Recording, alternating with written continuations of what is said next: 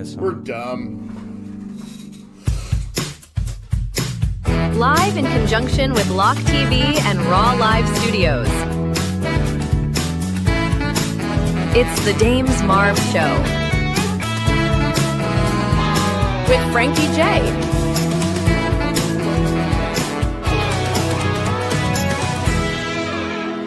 And here's your host, Dames Marvs. Mara, I wanna be there when you are. Okay. No copyright, Frankie. No At the beginning I did it myself. Copyright. I did it myself. I was gonna play that, but copyright. I knew you had don't own it. All right, so welcome back to the Dames Marvs Show. I got Frankie J. It's gonna be opposite for me, but he's right there. He had a mental day off yesterday, so I haven't spoken to him until today. Welcome back to the show, my friend. How are you? I'm good. Needed a mental health day. He's good. They work. I'm beyond excited about today's guest, which we'll get to in just a moment.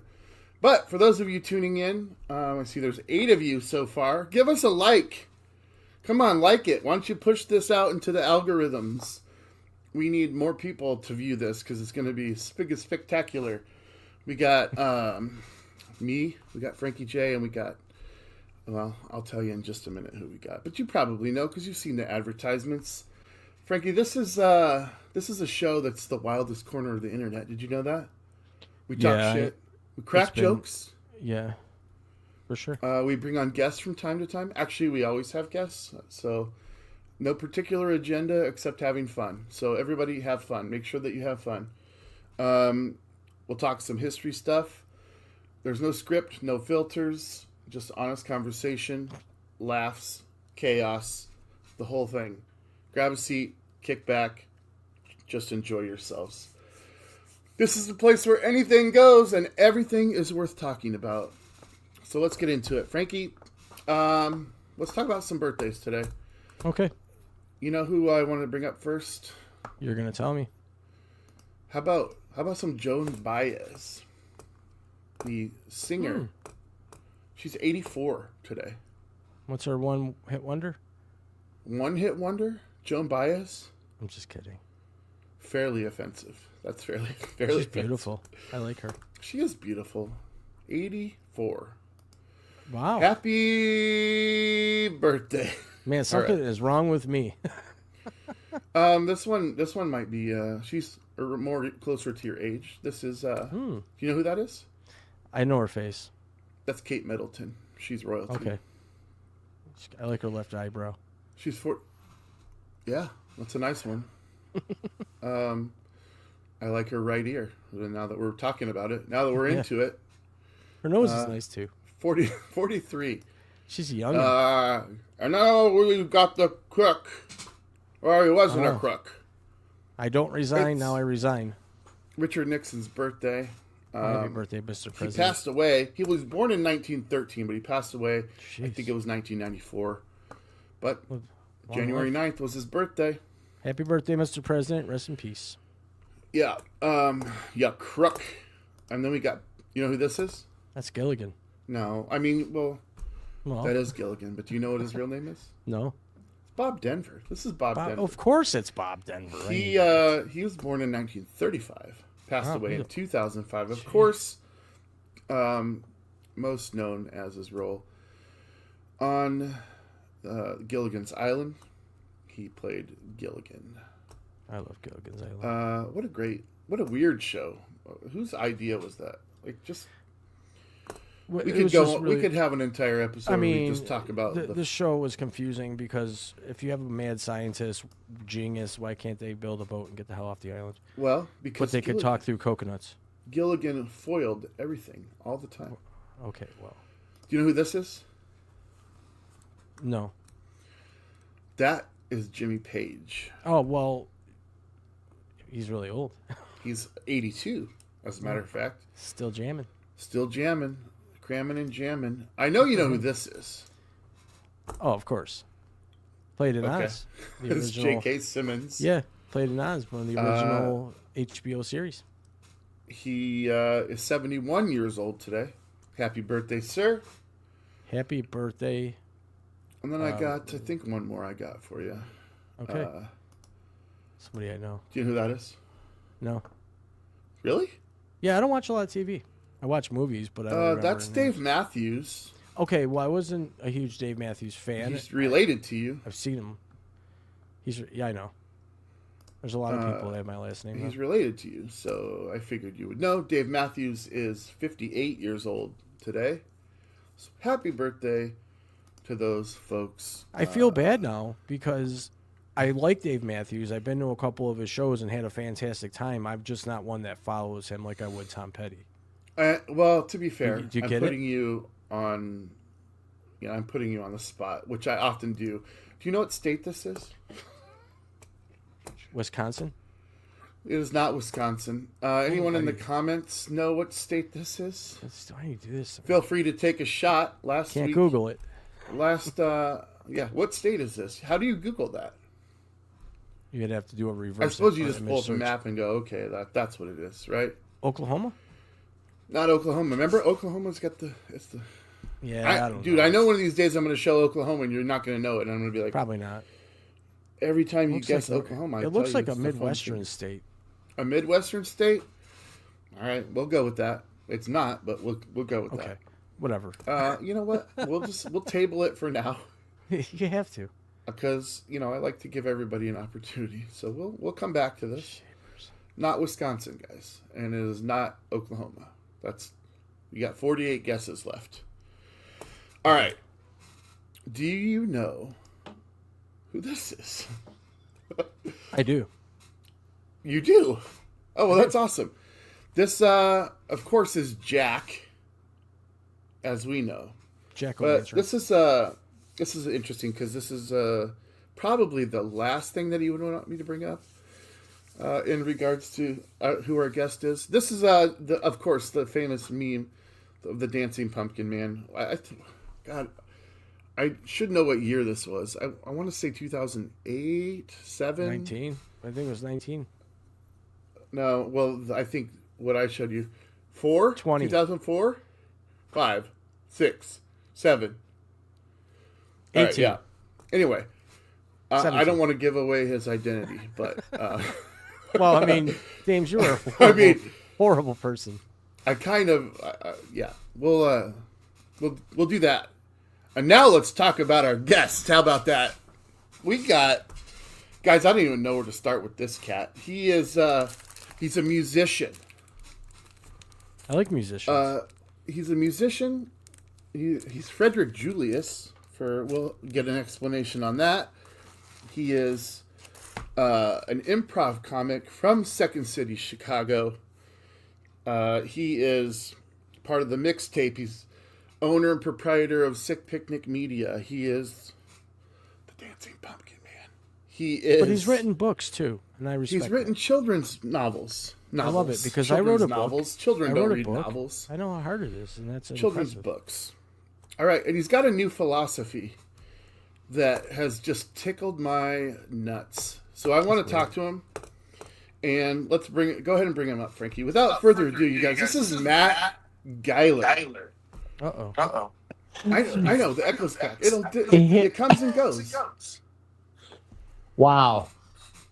How you doing, sir? I'm doing a lot better since you brought me on by saying that I tickle your nuts. Jeez. I can't.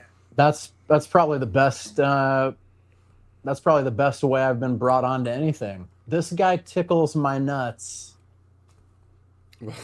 I love it.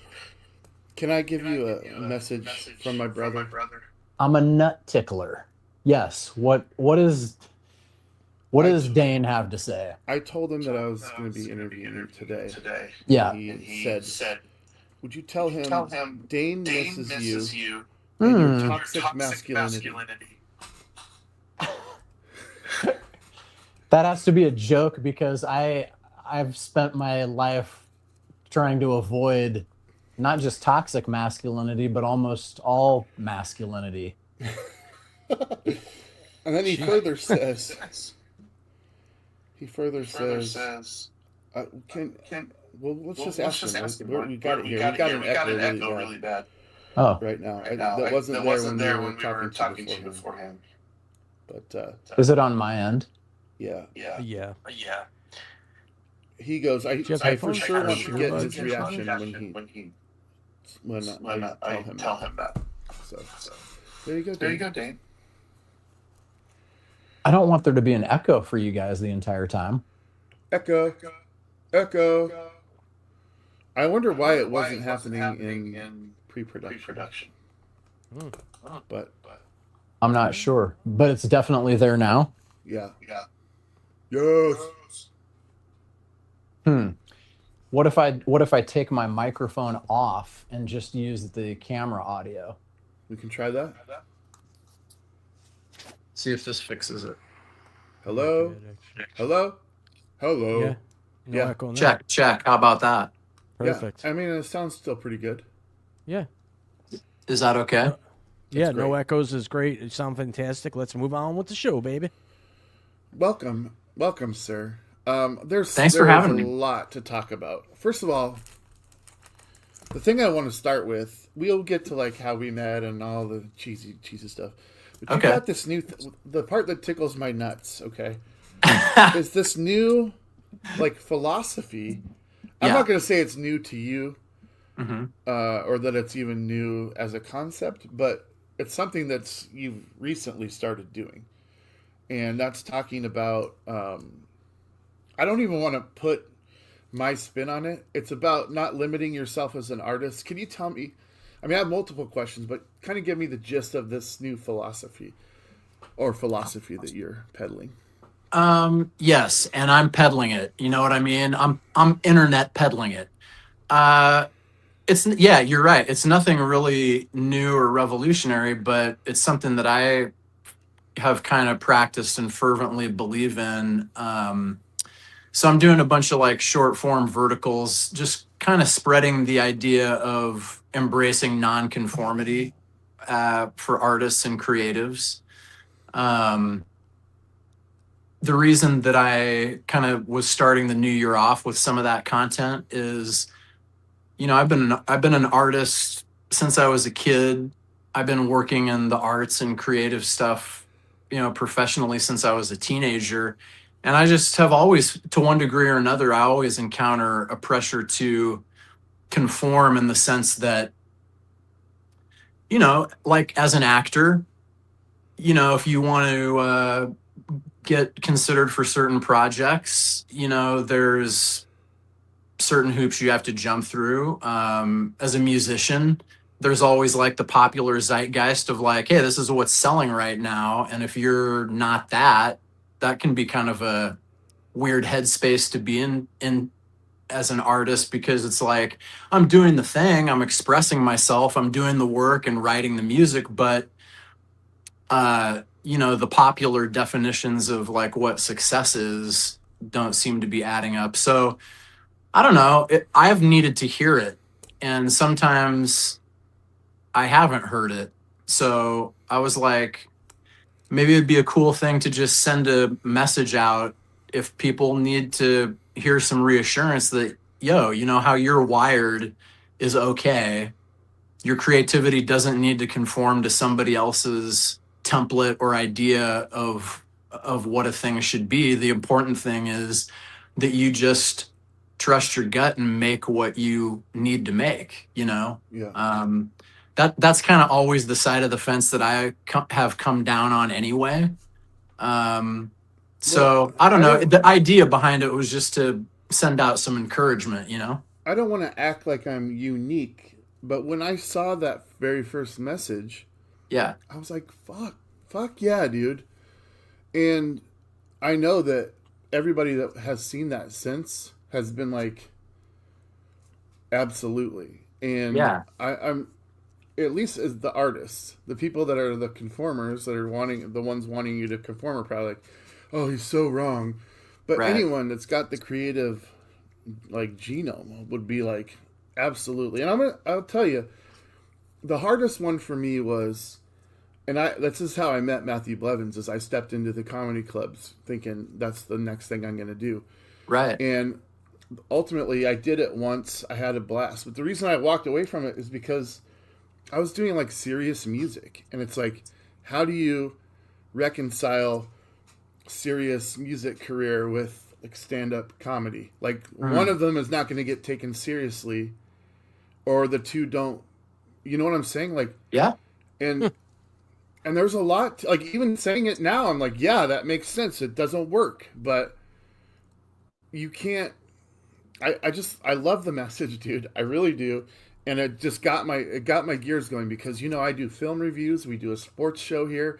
We're doing this now, like variety, whatever. And I just thought, man, what a perfect guest to have anyway. But this new message that you're pushing, and I'm saying pushing because I've seen 3 or 4 different videos now. Yeah. With this message, and I'm sharing them every time, man. I appreciate it. But I also think that what you just said kind of made me think of this. It is important that I think it's important that you say it, but then for me, I think in the first video I said something about, it is a mantra kind of that I repeat to myself, is like, sometimes I mumble it out loud if I get in a really bad way, hey, take a breath, Matt, your creativity does not need to conform. It's just, you do you, relax and keep going. And I think there are stretches where like I need to repeat that to myself just to like finish the thing or, get the thing out there. So it is worth repeating. I think that's why I'm kind of making like multiple iterations of it just to see like what forms of it take hold. But then the other thing about what you just said, which is how to like reconcile, that's a good example, reconciling, like stand-up comedy with like serious musician. On the surface, yeah, it doesn't make sense. But I think when you examine that more, and I'm speaking for myself, feel free to, push back on this. But my feeling has been for a long time, we live in a culture where it's a capitalist culture. So everything to one degree or another gets commoditized, some way more than others, but generally speaking, even the arts, so let's say comedy and music, they're commodities. They're saleable, consumable commodities. And because things are set up that way, necessarily there's this layer of market functioning that kind of has to occur so that people can make sense of it and make a decision. And through that lens, then that is kind of a tough sell, because it's like, wait a second, I don't understand this. This guy is a comedian, but then he also is releasing these albums of, sorrowful harmonic tunes, like that doesn't really add up. So what it forces for me, and I'm talking about me, it forces a decision. And the decision you either compartmentalize these creative parts of yourself. And so when you're doing the music thing, you're just the musician. When you're doing the comedy thing, you're just the comedian, et cetera, et cetera. You can do that. That's tough though. And it also is a little bit, to me, disingenuous and maybe dishonest, because you're having to like partition off a self, underneath all of those avenues of creative expression is Dames Marvs or Matt Geiler or whoever. It's you doing it. And the older I've gotten, the more exhausting it is to just be like shifting modes. So finally you get to a point where it's like, you know what? It's not my job past a certain point to make sense of me for everybody else. Yeah, it's up to me to put my stuff out into the world, do what I can, obviously, but then past a certain point, the people who dig it are gonna dig it anyway. The people who it's not for will move on. But there's a lot of self-preservation in it, because I don't want to get to 81 years old or whatever and have not made the stuff that I wanted to make because of that paralysis that can kind of set in. Sorry, that was a long explanation. No, you're spot on, and I feel like a coward now because that's and it's not your fault. Like, you didn't do this. Like, You coward, Dames! You've always been such a little baby and a coward. And I'm choosing to tell you this because I'm kind of disappointed in myself. Like, I walked away from the comedy thing because I was like, well, I'll just capture everyone else doing it because that's more in line with what I'm doing, like, creatively with music, where Oh, sure. when I go in to do music, I kid around and I goof around, but the music is very serious. And I don't know how to be funny and keep that seriousness, and then, like, when I'm doing comedy, still have... So, yeah, you're right. I didn't want to be disingenuous by being two different people. Like, whatever stage I'm on, I'm either funny or I'm serious. And I just couldn't find any balance there. So I really love the message. I needed the message. I'm going to keep pushing the message. Thank you for explaining the message. And here's the thing, Matt. I imagined when I saw the first clip that I know that you have clients for which you do a lot of different various, like, animated things, and that it's not always like what exactly you want to do, because if they're your client, you kind of have to do what the client wants to do. And then I imagine you being one of the more ambitious people in music. I mean, this was what, like, your sixth album? Seventh, but okay. And so it's like, no. I know that this is a priority for you, Right, over what your client wants, but your client's the one paying you, and you're usually paying to do this. Right. So I was like, did he get to a point where he just snapped because of all the different expectations, and he's found this new thing? But I think you explained it really well, and it actually makes me even more happy and proud of you that you did it because you think other people need to hear it. Yeah, So, it was that was good. I mean, I think it's just kind of not a shot in the dark, but I'm a creative guy, and I realizing how often I need to, like, self-encourage, or how good it feels when somebody steps in and is like, way to go. I see you doing your stuff and making it kind of regardless of the consequences. My assumption was just like, oh, there's probably, maybe some other people out here who might benefit from that in some way. Frankie, have you ever felt like somebody's trying to stifle your different ways that you want to be creative? Okay, so I'm 47 years old. My whole life, yes. So this resonates with you as well. I mean, shit. I mean, look at, if you want to give you a emotionally honest answer, as you would call it, I have been tortured, judged, chastised, whatever words you want to use to describe, put out of the circle, because I would either be truthful or see things that could be done in an easier way, more efficient way to make things easier for everybody around me. This is going back into when I was in restaurants or whatever job I might have done.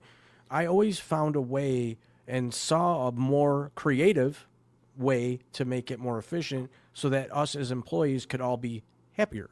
And it was always resisted. People, oh, he's trying to be the boss, he's trying to take over, and this and that and the other thing. When in fact, I would say clearly, I'm just trying to make this easier for all of us so that we can kick back in the break room longer with our feet up. If the job gets done the way it's supposed to, half the time, what's the problem? And I even was all about doing 4-day work weeks, do 4 10-hour days instead of 5 8-hour days. Why? Because most people would come to work an hour early, hang out, smoke cigarettes in the parking lot, and then they'd hang out an hour after the job was done and do the same shit. And I was like, well, we're already here 10 hours a day. Make it 4. We get 3 days off. I was the only one that voted for that on that contract vote. So I get it, yes. That's the answer. All right. Well, Do you feel me? I feel you. Feel you. Am I wrong? I feel like there's a lot of anger pent up. No, there. it's not anger. It's just years of knowing that I have talent in ways that might not be musical. I mean, I did write a book, haven't published it yet. It's going to take me some time. I have created sort of a brand in Raw Live and Raw Live Productions and studios and all that stuff. But it takes work. It's a lot of time. It's a lot of mental investment. And when you have people around that want to help you, and they're like, this is talking past tense, okay? That want to be a part of it. They want to be part of it, but they don't want to be part of it. They don't want to do any of the back check work where editing or hanging out, getting things set up, spending money. So yeah, I've felt this resistance my whole life, but I think as time goes on, like Matt had said, you get to a point where you're just going to do it the way you want to do it, and whoever takes it, and who doesn't, whatever. It's a free world, man. You don't have to like everything. I don't need everybody to like me or like my product. If they like it, they like it. If they don't, they don't. For sure. Yeah, Frankie, you can't publish a book while you're doing the Dames Marv show. You just can't. Why not? Oh, cool. I want royalties. Let's go ahead and shoot the whole philosophy right in the face. Unalive it. I like how you just turned into like a total overlord. Right. Yeah. No, to be fair and clear, I've never not been an overlord. What? Never Really? not been an overlord. I mean, I All can. right, so there's a lot to talk about here, but I want to talk about some of the things that we haven't really talked about before. Okay. And I know that I want to say you're the owner, CEO of Sick Picnic Media, which is a company that you started with your wife. Yeah. Where am I on that? Is that good? Tell me about what that is and what you guys do. That's absolutely correct. So Sick Picnic is here's how I describe it. Sick Picnic is a boutique 2D animation and music production studio that Jen and I incorporated in 2016. Probably the largest. There's two halves to it. There's like a client-facing half where we do animation for clients, and then there's like a studio side, and it kind of is also the umbrella for like studio projects that are more creative, personal stuff that we like to do. For the animation side, that kind of breaks down into two things. It's probably about 60% corporate clients where we do like somebody, our niche is maybe somebody needs like ethics and compliance videos or sales enablement content or something like that. And somebody in the organization has made the decision, hey, we don't want this to be the normal thing. We want it to be kind of funny and engaging so that our employees don't hate having to do it. And so then we kind of end up getting that call because we can do the animation, but then it's also informed by like, actual comedy and stuff like that. And then the other half is, so there's that corporate clientele. And then the other half seems to be, just like people who are in entertainment, they probably don't have budgets to do like a completely 100% finished broadcast ready pilot of something like an animated series or something that they're contemplating, but they do have a budget to do like a 7-minute short proof of concept or like a really robust pitch Bible that's really built out, like the world and the characters and all the episode synopses and all that kind of stuff, so that they can take those materials and pitch them to production companies, studios. That's so really that cool. That's kind of the gist of what we do. So that they can get a budget. Well, Right. what's really cool about that is because there's people like me and Dames that are, just getting into the business of, podcasting or broadcast, whatever you want to call it. And Yeah. I'm looking at your website right now, and it's legit. Like, this is some really good stuff, and you're dabbling in all the different categories of what people like us or people in the huge market need and desire. It's awesome what you do. I'm just Thanks, checking man. out everything here, and it's a fun website, and it's just everything that you would want if you're looking to build something cool. I like it. And that's cool I mean, I'm glad you like it. Kind of the idea behind the company generally was, I'm not like I have entertainment, I have experience in the entertainment business, but as I go through my life and work with artists and creatives and people that, want to make stuff, including myself, a hiccup that often presents itself is like, okay, but where do I start and how do I do this thing there's really no like path or a linear thing of like do 1, 2, 3 and then this will occur. That's not how the business works. So one of the ideas was like, but I do know quite a bit about how certain aspects of the industry do work. And so like in animation, for example, a big hang up a lot of times is the expense of it. It's an expensive medium, animation.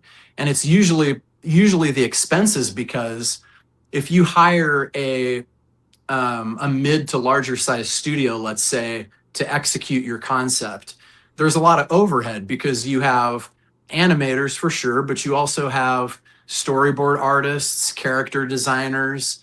You have specialists who do all this stuff, and that adds up pretty quickly. Not to mention that the art form itself is very time consuming to do. So it can stop a lot of ideas dead in their tracks when somebody comes back to you and is like, yeah, we can absolutely animate your pilot episode for your animated series idea. It's only going to cost you $380,000. Right, right. And Like, they're when I hear that, I'm like, I'll go find something else to do because it's going to take me, a number of years of living on toast to even begin to think about doing that. So where Sick Picnic kind of comes in is like, yeah, but fortunately, if you don't have that kind of money, you can still get something pretty robust together for a budget that's not that, but that'll look really good. It'll have an impact, and you can take it around and try and get a production partner and try and open those doors. So that was kind of the thought behind it. Final question on where did the business company name Oh yeah, Sick Picnic. How did that come about? Okay, dude. So flash backward to the mid 80s. Okay. My brother Mike and I are growing up on a farm. There's not a lot to do. We're kind of out in the middle of nowhere, just trying to figure out how to make records in the bathroom, using the tile of the shower as a natural reverb chamber. And we have no idea what we're doing, but what we do have is, in the parlance of the day, if something was cool, oftentimes you'd be like, oh, that's sick. And then so Mike and I are just like running around like, oh, that's sick. Oh, that's sick. Oh, sick, dude. Oh, that's sick. And at some point, just in our personal dialogue, we started referring to things that we really dug like extra. If something was extra sick, then that became like a whole picnic of sick or a sick picnic. And so then, I don't know, I think we're like, maybe like preteen or maybe like, 12 or 13 or something like that when we started just like being like, oh, it's a sick picnic. And then later on when we started our music publishing through BMI, we called it Sick Picnic Music. And that was kind of the birth of it. And in our heads, it was just like Sick Picnic is just like an umbrella term for like anything that's fun, cool, kind of offbeat, eclectic. There's joy in that. Like, yeah, dude, let's have a sick picnic. I got a sick picnic idea. What do you got, man? I'm not lying. I always got something. So Yeah. when I moved to where I live now, I started getting in-home water service because you don't drink the tap water out here. So I Okay. get those 5-gallon jugs of water that go in the hot Right. cold machine, right? Take Yeah. one of those empty jugs. It makes the best drum. It's like the ultimate bongo. I Nice. swear, I caught myself the one Sick. night sitting there and just I kept playing. I want to grab it right now, but I don't want to jump off screen and look unprofessional. It's right there too. I can grab it. See, but you know what? That's great behavior. That's great creative curiosity love because it. honestly, how many people are going to, maybe children, but how many adults do you know are going to grab that thing and be like, you know what? Before we get rid of this I or got fill it back up, let's test out the acoustics. the acoustic quality of it. Do you want to hear it? I'll grab it. It's awesome. It's I do amazing. now. At this All right, I'm point. grabbing it. I'm just gonna do it. All right. We have no rules. I'll be right back. There's no rules. Get it? Get sick. You knew it was going to happen, Dames. You I get me mean- on this show, it's going to derail the whole thing. I love it though. Here it is. Why, that's a water jug. This one's a deluxe because it's got a handle, which makes it Oh, even that is- sweeter. that's right? quite So, deluxe. Yeah, it is. dude. Pleasant.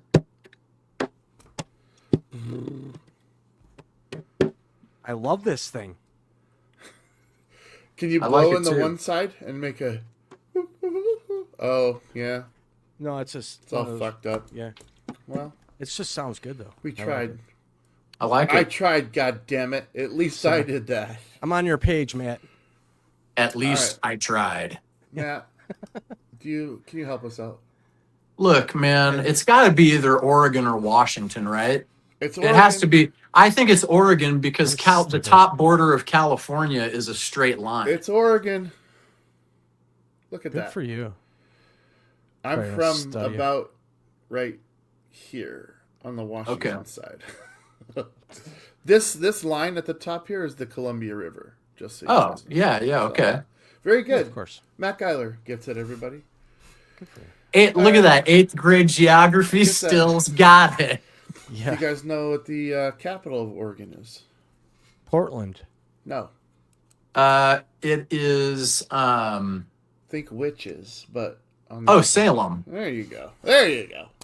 It shouldn't be Salem. You're right. It should be Portland. It should be Portland. All right. All Sounds right. right. Let's. We got way more to talk about, but let's get to some just some debauchery, some chicanery, if you will. Some debauchery. Sorry, you Wow. don't I like my think I tone. know what your answer is going to be to this because I think it's the same as mine. Okay. So I'm going to let Frankie answer first. Okay. If you could bring back one musician who has passed away to live out as long as you're alive before they pass away again, who would it be? Frankie? You're muted or something. Whoops, my bad. Go ahead. Do you know? Did you hear the question? No, my sound kicked out for Okay. a second. That's why I was messing around. If you could bring back a musician who has passed away to Oh. live out your life before they Oh. pass away again, who I would already it know. be? Tom Petty. I thought, yeah, I figured you might. I say love that man. Tom Petty. Well, I do. think based on what I said earlier, Matt knows who mine is, and I throw it to you. Do you not feel obligated? I just think maybe we're on the same page. But go ahead. I think maybe we are too, but I'm gonna, especially this year, of course, I'm gonna say Brian Wilson. Yeah, that's mine. And here's why. Like, he was not like some miserable schmuck. He was still making music Right. at a high quality. Like, I wouldn't say like, I don't know, who's somebody that passed away that was not making music anymore. Like, I would leave those people alone. But Brian Yeah. Wilson had so much more in him. To put Most of out. them do that die young. And well, he was not young. Well, I mean, young. The But good I ones also always think, die. Matt, do you think there's something to when the love of your life passes away that you don't necessarily stay too much longer, especially when you're elderly. Is there something? Oh, to yeah. that? I mean, I don't know. I don't know how you quantify it, but I mean, stories like that all the time. I know a lot of people whose parents or grandparents or something, they've been coupled for a long stretch of time. And so it seems to me anyway that there's kind of like an intertwining of soul to such a degree that it's like, this what especially if you're at the kind of the ending phase of the human lifespan. I think it'd Yeah. be pretty easy to just be like, well, what's left really? You know what I mean? Well, yeah, and the example that I'm giving obviously is Melinda Wilson passed Yeah. away in Yeah. January of 24, Right. and then Brian made it to June of 25. So, Yeah. I mean, I don't think that, I think there is something to that, is, your soul just Mhm. kind of breaks a little bit. And that hurts me even more to think that, knowing the torture that he went through in his life anyway, Mm. that he had to have any more after he found the love of his life. Sure. Sure. So let me just plug it. If you have not seen Love and Mercy, you owe it to yourself to go and check it out. It's not a perfect tale, but if you don't really know anything about Brian Wilson and the history of the Beach Boys, it does a pretty good job of explaining. All right, I Matt. saw the Beach Boys live. Did you? Yeah, when I was a Did you young see kid. Mike Love and the Schmoes? Yeah, I saw Or did him. you actually see the Beach Boys? No, I saw the Beach Boys in Buffalo. With downtown Brian Buffalo. Wilson? Yes, way back in the day. I was young. We'll 90s. fact check you on that, Frankie. We'll get to it. Well, I fact check maybe you. I don't know. Maybe I was young though, so I don't remember the names. But well, I that's saw okay. them when I was super young, and I'm 47. And I mean, they talking. definitely played together during your lifetime. They definitely did. then it was them. Okay. What was Matt Geiler like as a grade schooler? Matt Geiler was pretty busy, and the busyness could veer from it could veer into kind of getting in trouble. It kind of depended on where the energy was kind of directed, I as a little kid, I was always like making stuff. I was always wanting to make stuff, trying to make songs. I wrote a lot. I wrote a lot of plays. I roped my reading groups into doing these plays in our grade school. I was, we had a handy cam at home. I was trying to film stuff. I was always writing stuff. Doing voices, doing characters.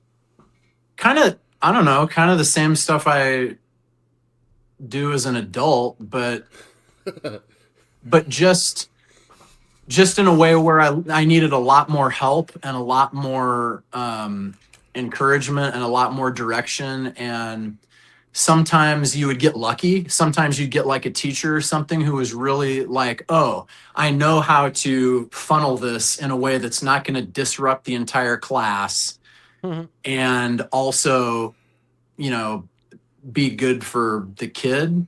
And then sometimes you would get a situation where it was like, sit down, be quiet. I don't want to hear any more about this. And if it continues, Yeah. I'm sending you to the principal's office.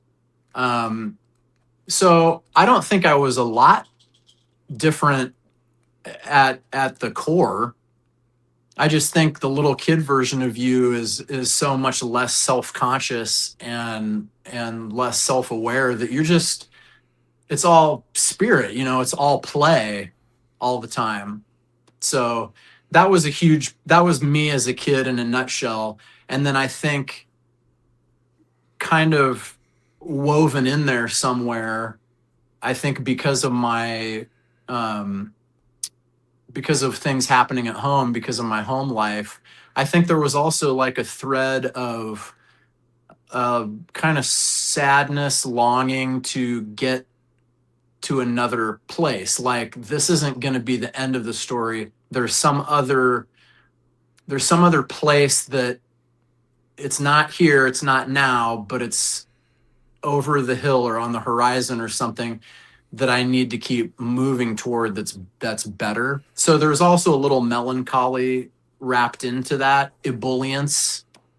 So you're actually leading the conversation right now in Am I? in the direction of what questions I ask, because you brought up something there that I want to address, and that was you said, and I just find this so fascinating because it's not what I know at all. You said the child version is less self-conscious, and I want to bring that up, and it's leading me into this next question, or this next stage of what you do.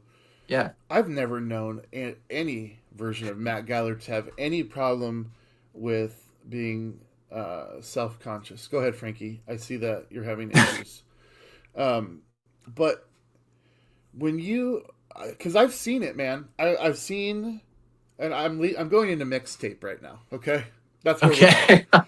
That's where we're going, because Right. mixtape you would have to almost have the ability to turn off any amount of being self-conscious because of just what it entails.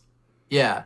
It's impossible to do that and have a conscience of any kind. So for the people, can you tell, so that they know what we're talking about if they have not experienced this, can you tell people what the mixtape is and how it evolved? Because I know that you did, well, we can get through that. You did, the Second City Chicago, which you learned about improv. You went on, I know you've never done the televised version of, what's the show? Whose Line Is It Anyway? But Right. you've done live performances of that with those people, Yeah. including Laura Hall and Colin Mockery and Ryan Stiles, Wayne Brady. Yeah. Like, you've gone toe to toe with these people. I wish there was some televised version of that, because I'm sure that you smoked them all. But tell us about mixtape. Tell us about mixtape, and then tell me how. Because I've seen things not work for you before. Yeah. I've seen an idea where you're like, well, I God damn it, I did my best, but and I don't think the crowd really notices. They're like, that was hilarious, or I couldn't do that. At least if you're watching it, you respect it. But go ahead, tell us what mixtape is, and we'll go from there. Mixtape is just a live musical improv comedy show. It's about an hour long, and I create a mixtape with a live audience via, they throw out song titles. I've never heard them before because they're just making them up. And then I improvise those songs in the moment off the top of my head to music that whoever's running the sound has curated, and I don't really know what they're going to play. I would love that. That's great, dude. I get the song and I'm hearing the music for the first time, which also makes for a lot of chaos because, like somebody will yell out something that sounds to my ear like a ballad or something. And then I'll be like, oh yes, it's a love song or whatever. And then all of a sudden trap music starts playing and I have to, somehow justify it or pivot it. So it's a really like eclectic kind of a hour musical improv set. It is something that I was trying to get pulled up so that we could play a little bit of it, because I have about 2 hours of it on this drive. Man. I will be getting it out so people can see it. In fact, the show that I mentioned when Blevins was on, we talked about a show called Comedians that I've been working on for several years. And it's near completion, but it's on this drive that I can't take anything off of right now. So that's the only holdup right now. This drive is dying. But I will get that out because some of the things, it was my favorite. And just the best part about it is just watching the other people reacting. I think that's some of my favorite footage is the people that I've got reacting to this. I mean, it is chicanery. Let's be honest. Yeah. It's buffoonery. It's Any, anything. It's madness. Yes. but to your point, it does. I mean, in that moment, in that little 1 hour section of time, yeah, there's not a lot. There's not a lot of like self-conscious. It's kind of like let it all out, you know. Let it ride. Yeah, yeah. But I think the difference between, to answer your question, the difference between the adult and the child is, in the adult, I think there's just kind of an inescapable layer of forethought, you know, like here's an example. And you've also seen me engage in like mixtape-ish behavior when no one's watching, or like at a band rehearsal, or like maybe you and I are out to dinner or something. So Yeah.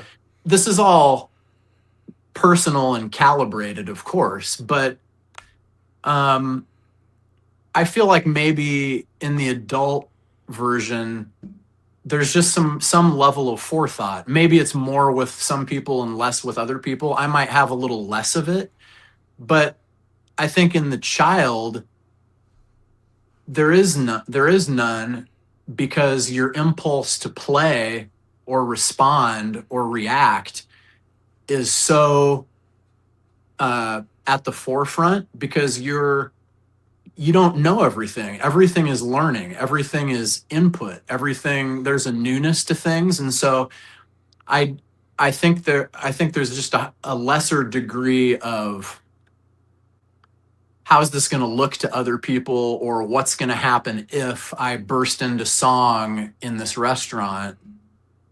You know what I mean? Yeah. Well, I'm sitting here. So wait, I'm sitting here trying to reconcile in my head, like, how you just seem to be invincible in that you can fail. And I'm not saying that I've seen you just absolutely whiff, like I've seen many other people just absolutely whiff. Yeah. But it's like you're covered in duck feathers when you're performing. Like, Yeah, but everything that's not just the worst falls thing. off of him. It's not the I worst can't do it.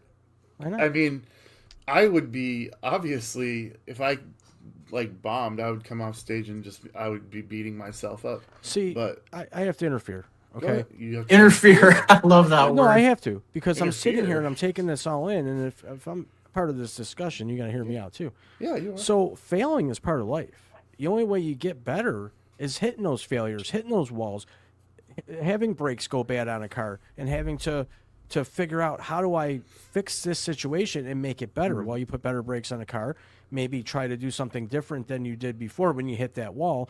Life is about failing. If you're never to fail, you're never going to grow.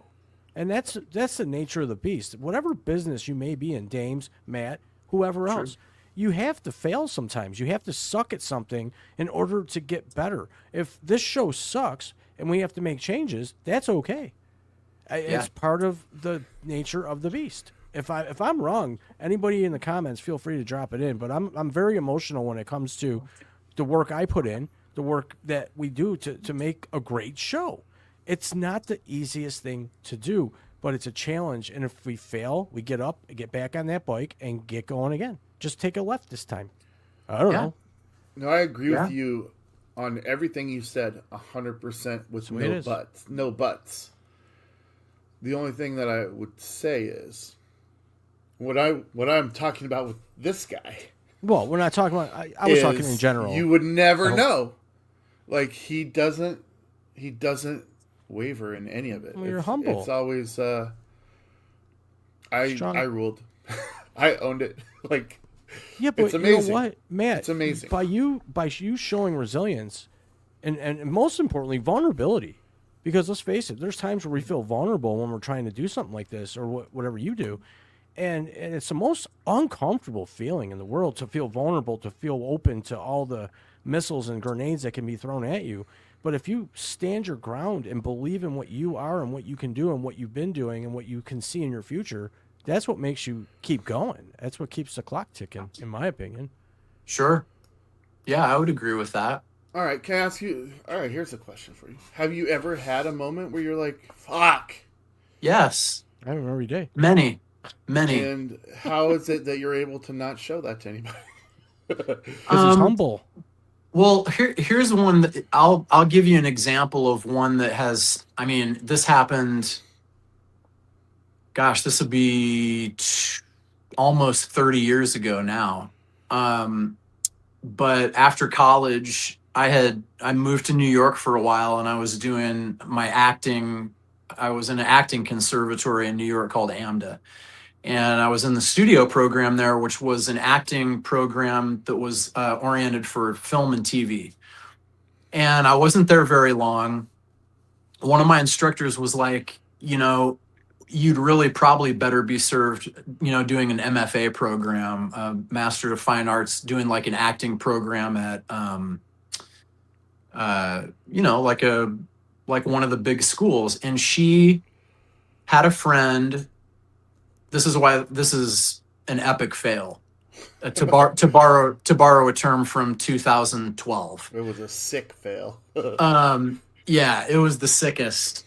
But she reached out on my behalf to a friend of hers who was in the on the faculty at Yale School of Drama, and she made a personal entreaty to this person. She was like, "You gotta see Matt. You gotta audition him. He'd be perfect for the program." I didn't know if that was what I wanted to do, but it's Yale School of Drama, right? Yeah. Yale. I went in and I did what I still will tell you is the worst audition of my entire life. You had to do two contrasting pieces, like a classical monologue and something more modern, so everybody does like a Shakespeare and then, maybe something like a, Tom Stoppard or Sam Shepard or something like that for the modern thing. And it's supposed to show your range as an actor. And I just blew it. I mean, I was nervous. I was kind of unsure of the path that I wanted to do it anyway. I felt like despite the personal introduction and the sales on the front end of it, I felt like, this is Yale. I don't probably belong here. And I went into this audition, and as bad as you think it could go, it went worse. It was the actor's nightmare, because not only did I blank. So I'm like I'm in front of this panel of 3 people, including the head of the school, in the lab theater. I'm in New Haven. I'm on Yale's campus. It's like the moment, right?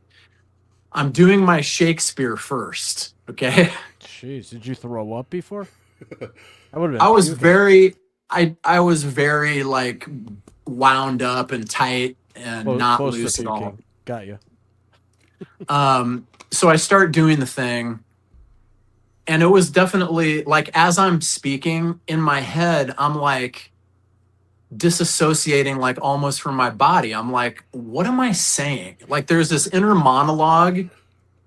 There's no integration. I'm speaking this soliloquy from Coriolanus, but in my head, I'm like, what are you doing, dude?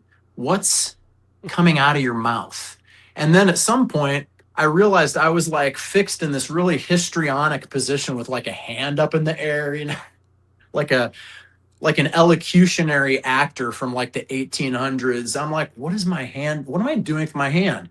And it was this cascading thing. And then finally, as I'm looking at my hand raised up into the light, I stopped talking.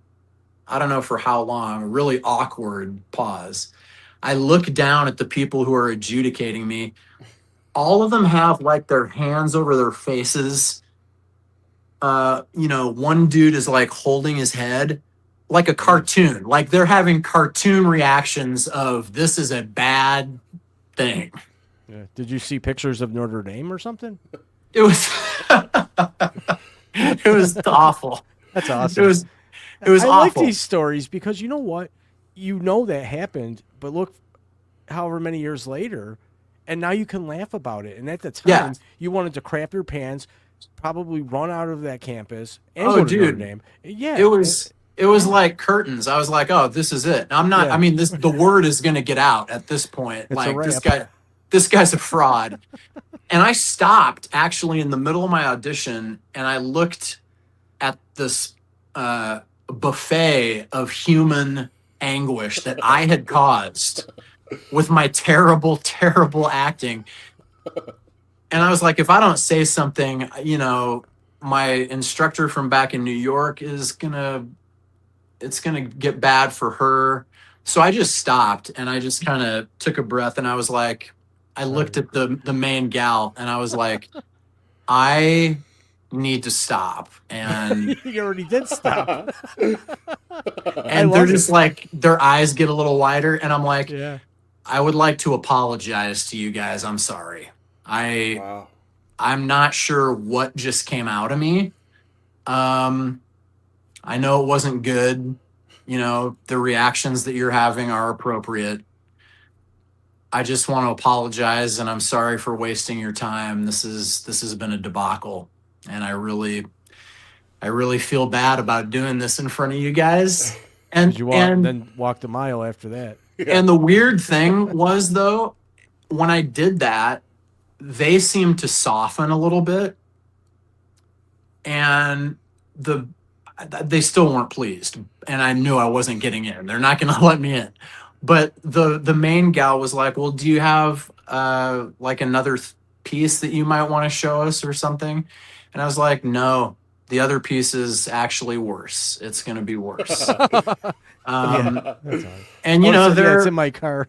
kind of laughing a little bit, chuckling, you know, so at least the mood is lightened a little bit. That's good. And Now, and I as you were telling that, I envisioned like somebody writing this, and then they're like, "That's part of it." Like yeah. the whole Someone act probably was made a that movie he was out of really it. bad at it, and Right. then he makes an apology that's heartfelt, that where the acting is actually spectacular and seems real, and then he goes and scene, and then everybody's like, "Wow, that was great." Because you had to be. You know what? terrible. That would have been brilliant if I would have had the presence of mind, but I was just so racked up by it that I was just like, the sooner I can get out of here, the better. But that I used that moment to answer your question, just because that's one that sticks out pretty clearly. But you know, you have like Frankie said, there you have a lifetime of those Jeez. moments. I mean, they're all over the place. I think the most important thing is just like, Oh, what did you learn something from it? And what's next? I mean, you can't go back and change it, you know? No, you described that story's every first date I've ever had. well, I got a good story about I was something like, they're not this. going to let me in. Like, So, James, go ahead. man, one of the reasons Dames likes to have me here is I got a story. I got a story for every. I mean, I got stories where I could probably, honestly, if I had somebody that was willing to just listen to me for a lot of time, a lot of hours in a row, I could write a lot of books. Yeah. True story. I watched the movie Cocktail years ago, and I was working at a restaurant job, and this job, I wanted out so freaking bad. I was a manager. I was in charge of, a restaurant. Yeah. A huge corporate restaurant. And I watched the movie Cocktail, and the next day I'm like, I'm quitting my job. I am going to quit tomorrow. Not go to Jamaica, but I'm quitting. And Right. I had it all planned out. I'm going to go in, and once all the servers and kitchen staff and us managers get by the bar for what we called a pre-meal to go over the specials and whatever, smoke cigarettes and do what they did. I was going to go to the back office. I was going to get my coat, walk out to the head manager who was out there, flip him my keys and say I quit, and walk out the front door. Here's what really happened. It all happened perfectly until it didn't. So I go to the back, I get my coat on, whatever. I walk out, I flip the keys to the manager. I said, I quit, have a good day. I go to walk out the front door. it was locked. I forgot to unlock it. So I had to walk all the way back through, past everybody that was still staring at me like, what just happened? And I said, I didn't unlock the door, but anyways, I quit, and I'll see you later. And then I went out the back door. Talk about a planned out moment. I was walking off into the sunset, and I got held up by a stupid lock door. That's so perfect. We was had awesome. a comment to your story, Matt. The Only thing left to do after that is fall off the stairs. Get them to laugh. That's what this guy would do. yeah. Yes. Well, Agreed. Let's talk about how the acting career went. I think it might have been the last time that we went for coffee. Mm-hmm. I asked you if I could see and hold your SAG card.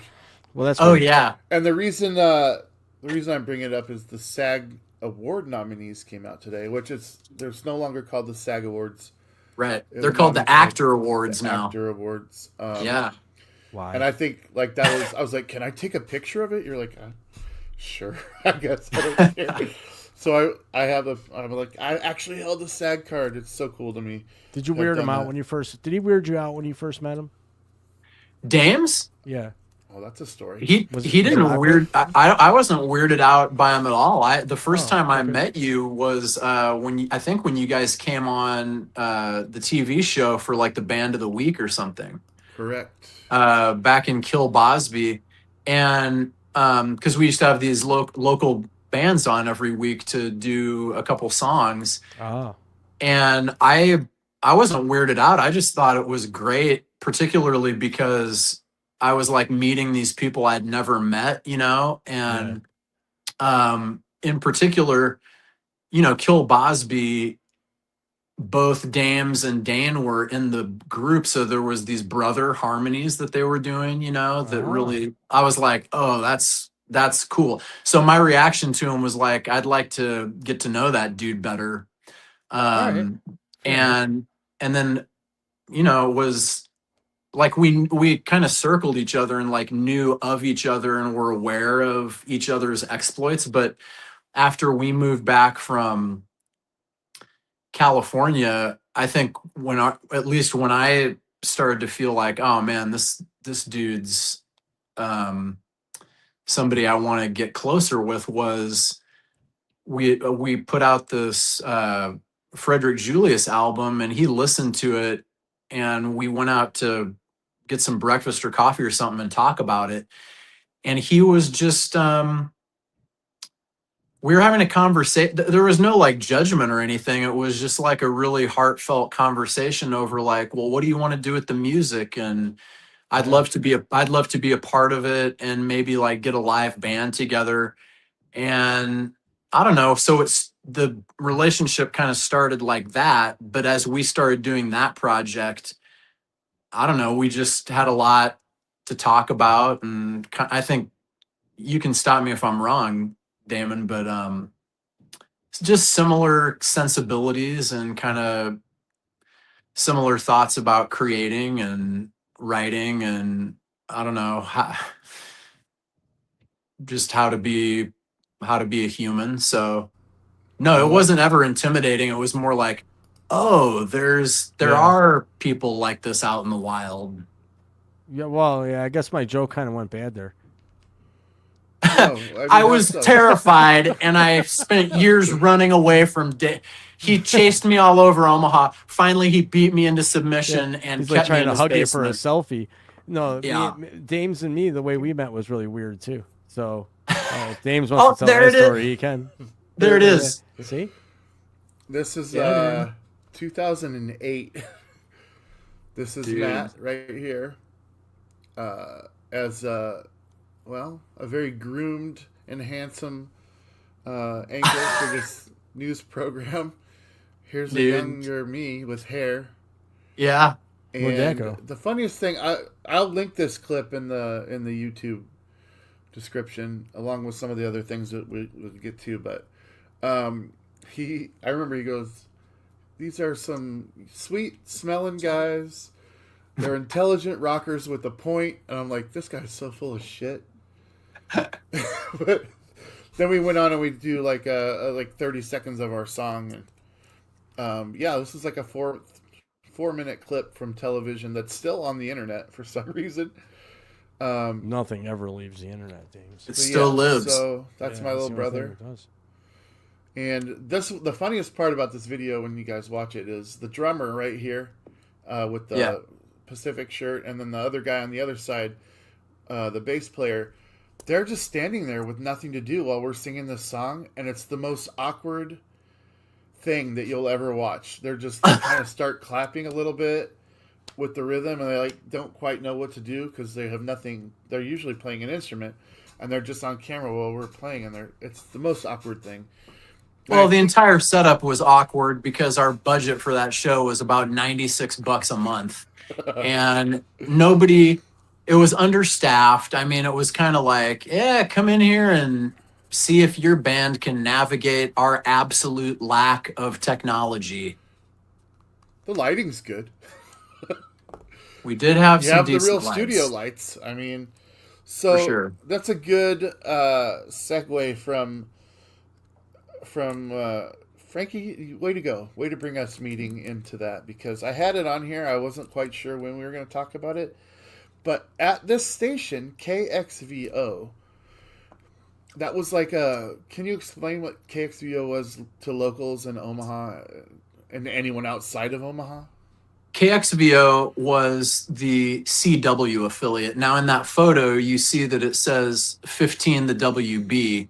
And what happened while I was at the station was that the WB and UPN merged and created the CW. So KXVO was that affiliate station. And for a brief amount of time, it was just a little under a year, after I had graduated from Second City in Chicago, I became the anchor of the 10 o'clock news That's awesome. program I love that. on the CW affiliate. The only thing was, this news program was a half hour of maybe a minute and a half of pop news. Yeah. And then the rest of it was absolute madness. I mean, it was like weird sketches, video bits, bad interviews. And then it did have weather, and that made it even weirder because it was like, what is this? Is this trying to be a legitimate news show? But it seems like the news show has been taken over by punked, or like a more inept version of Impractical Jokers or something. It was nonsense. And it was that way. You know what though? That's pretty sweet. I'm having some sound issues again. I gotta drop, guys. I'll be right back. My sound is off. It was that way because there was no oversight to it. There was just like 4 people on the show. So it you guys resulted were the writers, in things like producers. this. You were the writers, producers. Yeah. And what experience did you have that gave you any right to do this? I had the experience of, I think actually what got me the job is I had a ton of on-camera experience doing like commercials and industrial film type of works where I had done a lot of teleprompter work. Yes. And they were trying, this is a true story. Brian McFadden, who was the host before me, and he was a VJ on MTV. He's also from Omaha. Really? He hosted Total Request Live after Carson Daly. Wow. He came back to Omaha. He was between gigs, and so he was hosting this news program. He did it for maybe like 2 months. It's up in the air as to whether he quit or got fired, but I followed in his footsteps. I was the next one. And during that interim time, they were trying to fill it with like anybody they could find. And the problem that they were running into was nobody had experience doing teleprompter, like, reading off of a teleprompter, but looking like you weren't reading. And so I think that's how they said, okay, this guy at least knows what he's doing with a teleprompter. So I think that's how I got it. But I didn't have a broadcast journalism background for sure. I had a improv and sketch comedy background. And who are the other players with you? There was Taylor Stein was the producer, and he was, producing and stacking the show and writing a lot of it. And then there was Kyle Beneke, who was the main camera guy. He also was more famous on the local music scene because he was the lead singer / throater of a Christian scream metal band called System Failure. Yeah, I remember System Failure. And then there was Jeff Van Roy, who was an actual broadcast journalism major who had kind of just landed in Omaha from the University of Kearney. And he was like the one who was like, I'd come up to him and be like, if I want to do blah, blah, blah, blah, blah nonsense, he was the one who actually knew, like, okay, well, you got to have this kind of a microphone. We're going to have to shoot it like this. He had the technical know-how of how to do the stuff. Right. And those were the 4 people really with the show. And I mean, with no budget, No budget. That's so crazy to me, dude. Wouldn't you say that it was almost like a real life kind of UHF thing, but like more bonkers and more crazy? My recollection was it was very chaotic. Yeah. There wasn't really anywhere for us to go other than where we were.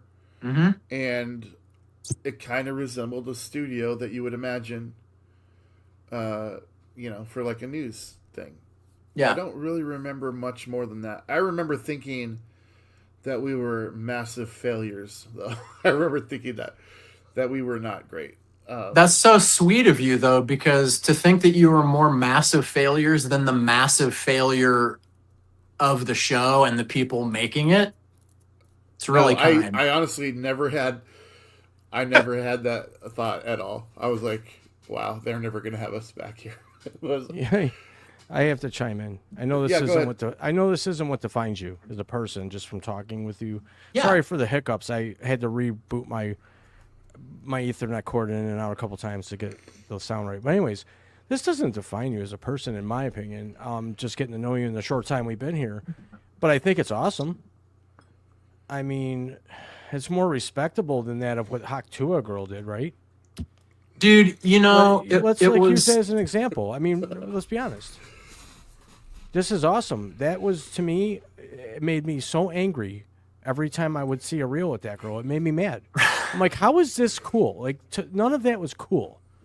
To me, it was a girl embarrassing herself. And this is like, you have talent in that dance, man. I'm not going to lie. I watched the whole thing. I thought it was awesome. That's what I was going to say. Tell us how this came about. This is the Dancing Pumpkin Man. So this is the Dancing Pumpkin Man meme, and it came about because the nature of the show was we had to go live at 10 o'clock every night, 7 nights a week, and we would just always get to like 9 o'clock, and there'd be a giant hole in the show because we didn't have time or resources to get it finished. Right. And so inevitably, pieces of the show would be just like desperate trying to fill air. And Halloween week of 2006, I believe this was the first, when it was created, was one of those moments where it was just like, yo, we got a minute and a half of just nothing to fill. And it's 9:30. The show is supposed to be stacked and ready to go at 9. Yeah. And of course it wasn't, because we go live at 10. And, we're like, what are we going to do? We got this black screen nothingness going out of this one thing and into weather. And I'm like, I don't know. Can I dance to Ghostbusters in front of a green screen, like throw up like a graveyard or something? I love that song. And it wasn't even the real Ghostbusters, obviously, because no budget for music clearance. So it was off of a CD that was in the production room of like Hallmark Sounds of Halloween. It was like a knockoff Ghostbusters cover. It worked. And so they did that. I ran up to the kitchen. No, I ran up to the lobby, and that pumpkin head was a decorative foam pumpkin that was in the lobby display for Halloween. And I grabbed it and I cut it in half with a knife. And I jammed a hanger into it to make like a headband on the back half of it. And then I went to the back hallway where there's always a bunch of crap laying around. For some reason, for some other Halloween thing that the other station did, the straight news station, there was like a unitard and then like a ninja hood. Oh. And I put on the unitard and I put the hood on and I crammed the mask down. And literally at like 9:48 or something like that, I was like, you guys film this. I'm just going to dance for like 4 minutes straight. And then, you know, use the best part or whatever in that to fill that time. You know what I mean? So you weren't dancing with music playing, you were just dancing. I was just dancing I was dancing like a French avant-garde interpretive mime. But no music was playing for you to dance to. They were playing the music. Okay. Because I'm like, how do you dance with no music? So Yeah, that's I cool. could hear. Okay. Yeah, I could hear the music. They had it queued up like on the overhead system or Gotcha. whatever, so I could hear That's it. awesome. Yeah, but then when they went to go produce the piece, they dropped in the track, and so it sounded a little better. And then I ended up using just like the first minute and a half of it or whatever. It's amazing. So how did this go viral? chaos. How did this become a thing? It went viral because it sat on the station's YouTube channel for 3 years. The station got bought out of bankruptcy. The program was canceled. I moved to Los Angeles. Stein moved to Minneapolis. Everybody went their separate directions. And then in 2009, out of nowhere, some guy on BuzzFeed just discovered it by chance, just scrubbing through the internet. He found it. He did a post on BuzzFeed in 2009 for Halloween, and the title of the post was like, "This is the greatest Halloween video in the history of the internet." Oh, And he just he linked to the video, and so that's kind of how it got its initial traction. And what happened as a result was it got it had like 127 views, and then overnight it went to like 80,000 or something like that. jeez. Good for you. And so it started to get shared. And then that started this thing of like every year around Halloween, people would like share it or reference it. And so 2 things would happen every year around Halloween. 1, everybody'd share it. And 2, some new outlet would call up trying to get to the bottom of what the hell this thing is. Why does this exist? Why is this? And so over the course of from 2009 to maybe 2014, 15-ish was like this 6-year period of gradual seasonal bump. And so I think that's how it became what it was. And then in 2017, I did America's Got Talent as the character. And I watched that. that kind of widened it a little bit. So yeah, it's just kind of been this slow burn, this gradual thing that people are like, here's this meme that gets, comes into the consciousness every Halloween, I think. It's awesome. Did you have to now when you went on the AGT with this? Did you upgrade the mask a little bit and make sure it was more maskish versus? It's the original mask with the Really? hanger. It had to be. It had to be. You couldn't do anything. Yeah, but some people would, put a last. Someone would have switched it, but It is a different unitard because the original unitard had no hand Sparkles. coverings. Yeah, there was no sparkles on the first one either. True, yeah. And Noticed so it's a little different situation there, but yeah, same mask. So So cool. How See, did- I okay. think it's cool, and it's not in any way other than it's just something different. It's unique. Yeah.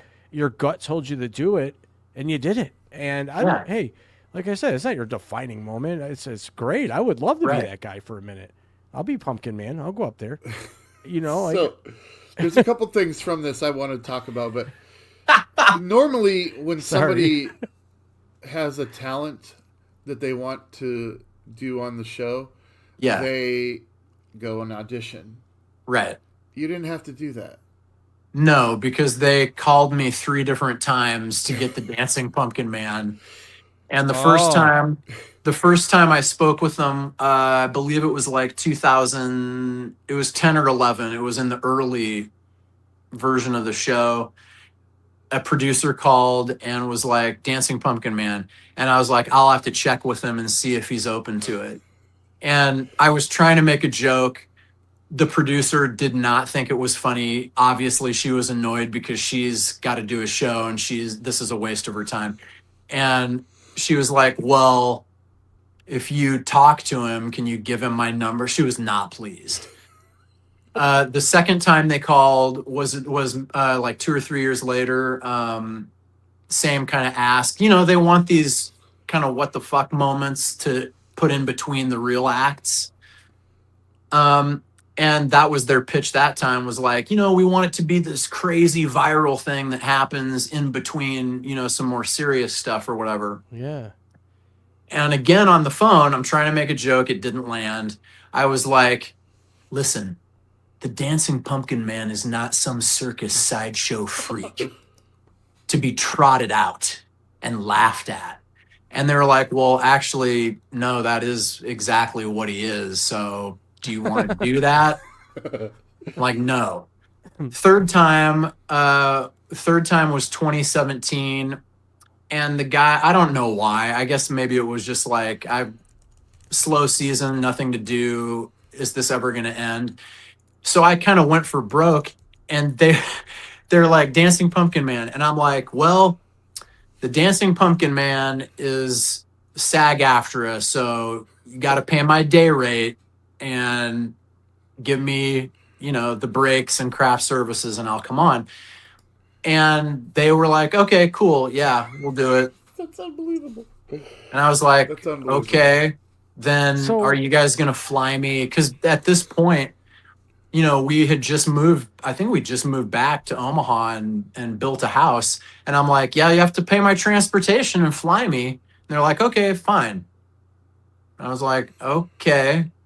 I'll And then see when you I there. got there, I was like, Dancing Pumpkin Man has to be able to do like some improvised back and forth with the judges, you know, a little banter. Yeah. And they were like, that's cool.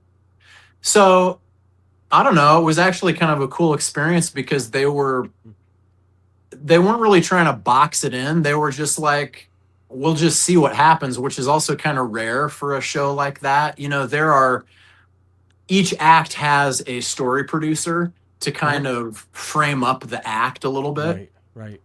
But they were really chill. They were like, what are your ideas? And I would be like, if Dancing Pumpkin Man gets to the second round, can he be wearing a unitard within a unitard that's encrusted in jewels? And they're like, absolutely, dude. Great. So I think it just came down to the people.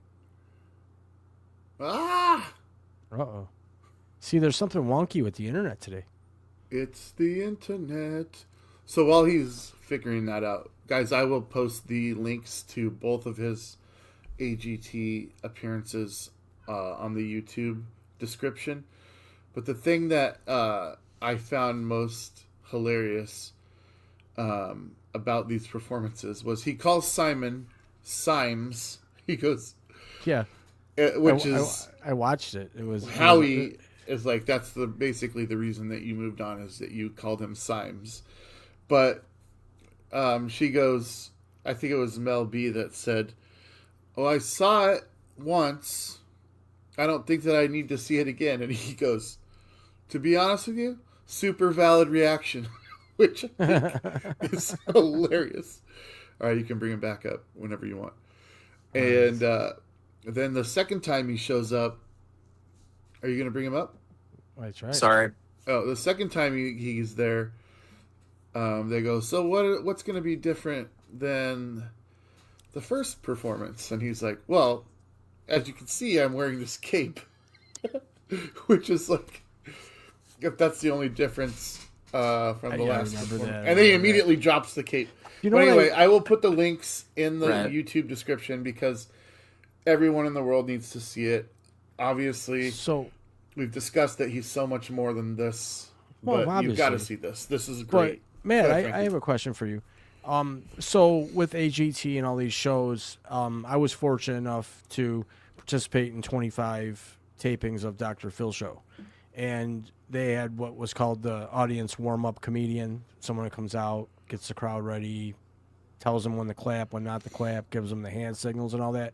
So essentially, this was like a pre-planned gig where it was you weren't directly performing to advance through AGT. You were just showing up because they wanted some sort of gimmick. Am I hearing that correctly? Or can you not hear me? I don't know. Maybe he can't hear you. I don't think you can hear me. Blink twice if you're in there. It was a good question though. It is. Can you guys Oh, there we go. you guys Can hear me us? okay? Yeah. Did you Sorry. hear my question? I'm not able to hear you guys for some reason. Still can't hear us? I don't know Something's wonky. That's why I had to fix my router a couple times. So it could be this. I can see you guys, but I can't hear I you. wonder So what's sorry. going on. So sorry. So sorry. I wonder what's going on. Hang on a second. Let me dabble here for a minute. How can I fix his mic? Sorry, folks. This is the. Hello? Hey. Yep. Yeah, for some reason I'm not getting sound on my end from you guys. Maybe. Should I dip and try to come back in? Okay, Yeah, cool. Yeah. I'll try to come back in. Yeah. It could just be a snafu with Hopefully. the streaming Hopefully service tonight. Because he can come back. But well, I was having a couple issues earlier where I kept one time I didn't, but I kept hearing the sound come in and out, and I couldn't hear and I could hear, so I went and checked the stuff on my wire on my internet. But interesting. okay, so I got to remove this mat and then bring the new one up. That might be the issue. Remove that. I can hear you guys great. Okay, hear Awesome. us now. Sweet. Yep. Totally. Sweet emotions. So go ahead and ask Sorry your for the question again, hiccup, Frankie. you guys. Go ahead and It's ask not your your fault. question again, Frankie. Oh no, I was asking. What I said was, I was fortunate enough to participate in 25 live tapings of Dr. Phil, which is actually 50 episodes, and they have what's called a audience warm up comedian who comes in, Right. gets the crowd ready, when to clap, when not to clap, blah blah blah blah blah. Yep. Tells some jokes and integrates some of the online audience, in which I was most of the time. And were you essentially called by AGT to come in and just kind of be the ultimate audience, like between the actual acts they had lined up for that evening, or auditions, if you want to call them that? Were you hired essentially just to kind of come in and do that, be a gimmick to add some fun to the show? Was that your role when you went on AGT? Yeah, and I think the people who called me were at least tangentially aware of the life of the meme, and Sure. so they thought this would be a good thing for that. Okay. The judges were utterly unaware of what it was. That was my next question. Yeah, they had no pop culture, internet culture frame of reference for it. Jeez. So to them in that first round, Yeah. they were like, "What the hell is this?" Yeah, Simon buzzed you real quick. What a dick. Yeah, he buzzed me real quick. Heidi was not a fan. No, it was the second round. She was not a fan. Right. But I think Howie had a good response because of just kind of the back and forth improvising of the banter. Sure. And then Mel B, she just kind of, I guess, got it, and she drew a line in the sand, and she was like, "You have to move him through. You have to." So Simon acquiesced, and that's how I got 3 votes. And then at that point, it kind of took on a new life because they're like, okay, we're going to shoot the second round 2 ways. We're going to shoot the second round, you make it to the third round, and we're also going to shoot it where they cut you. But the cool thing about the second round was the guest judge was Chris Hardwick, Huh. and he, Yeah. you know, at the time that was when he was really big with like Nerdist and the Nerdist podcast and Talking Dead. the comedy show, and so he knew what it was, and so that was kind of an unexpected, like, you know, bump to it. Well, think about this, Matt. And Had then you like Simon, agreed- you know, he's like, he came up to me after we got done shooting that day, and he was like, why didn't you say anything about like your internet popularity? And I'm like, yeah, I'm joking with him. I'm like, I just want my dancing to speak for itself, man. You know, I don't want to, I'm not out here trying to get famous off of this. And he was like, yeah, but it would have helped me if I would have known you had some kind of thing. And I'm like, look, I'm not into self-aggrandizement, man. You know, He probably respected you after that, right? sorry. He was like, I can get on board with that. I can see it. Okay. Think about this. If But yeah, you that would've- was a difference because you know, the assumption from some people was like, oh, this is what this guy does, and he like tours as this or something, or like this is right. this is like his main Now, main what if- deal, What if you would have? which was kind of funny. Can you hear me? Yeah, I don't think he can hear me. I can hear you. Can you hear me, Matt? I cannot hear Dames. Can you hear I me? see. I can hear you. All right. Ask so, him.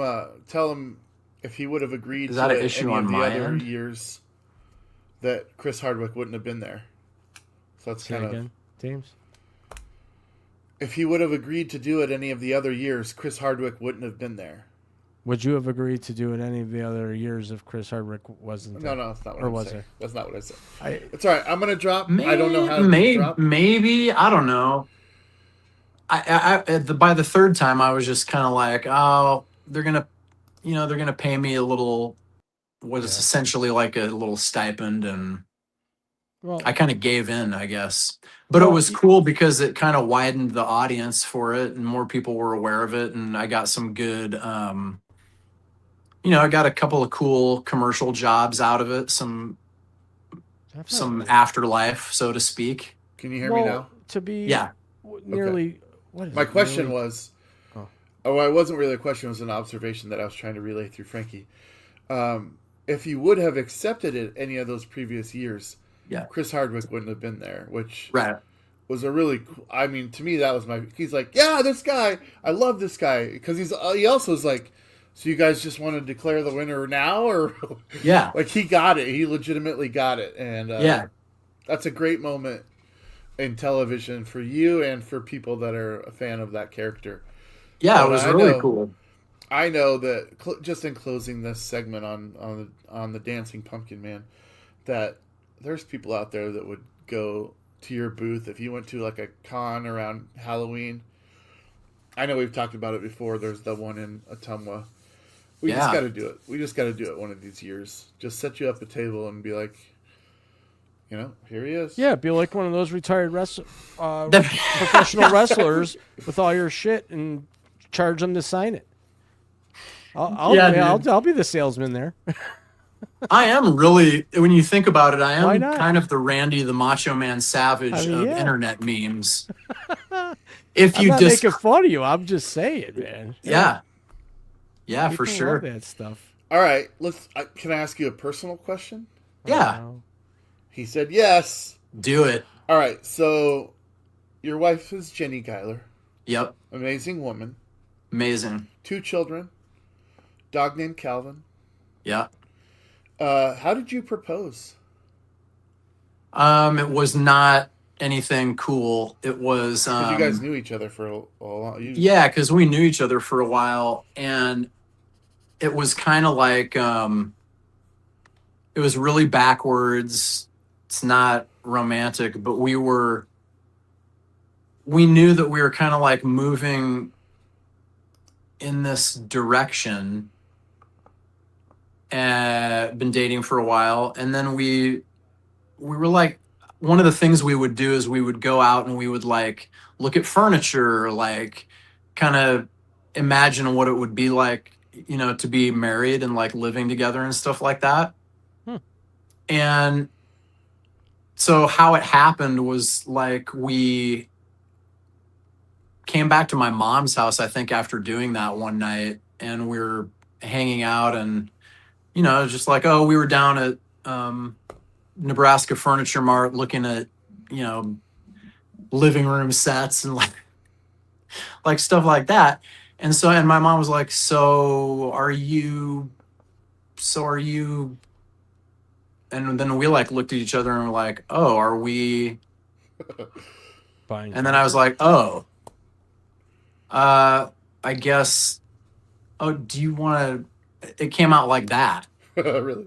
Yeah, it was maybe sweet, but when I look back on it, I wish I had, I don't know, I wish I had planned it. It was more like it was definitely emotional, and we were like happy to like do it formally, but not a very cool story, you know what I mean?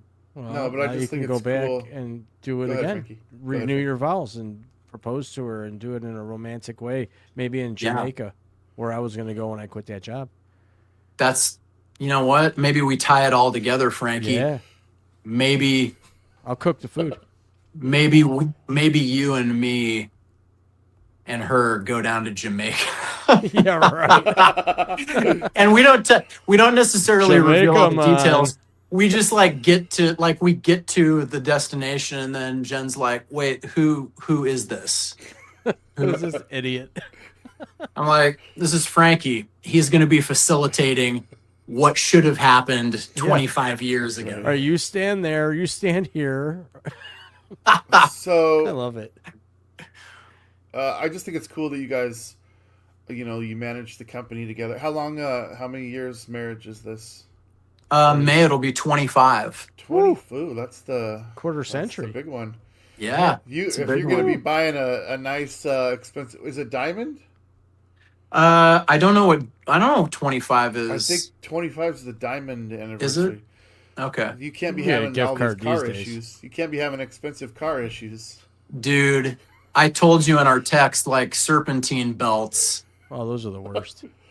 Dude, do you know what happens, by the way, when a serpentine belt goes out while your oldest son is out driving the car?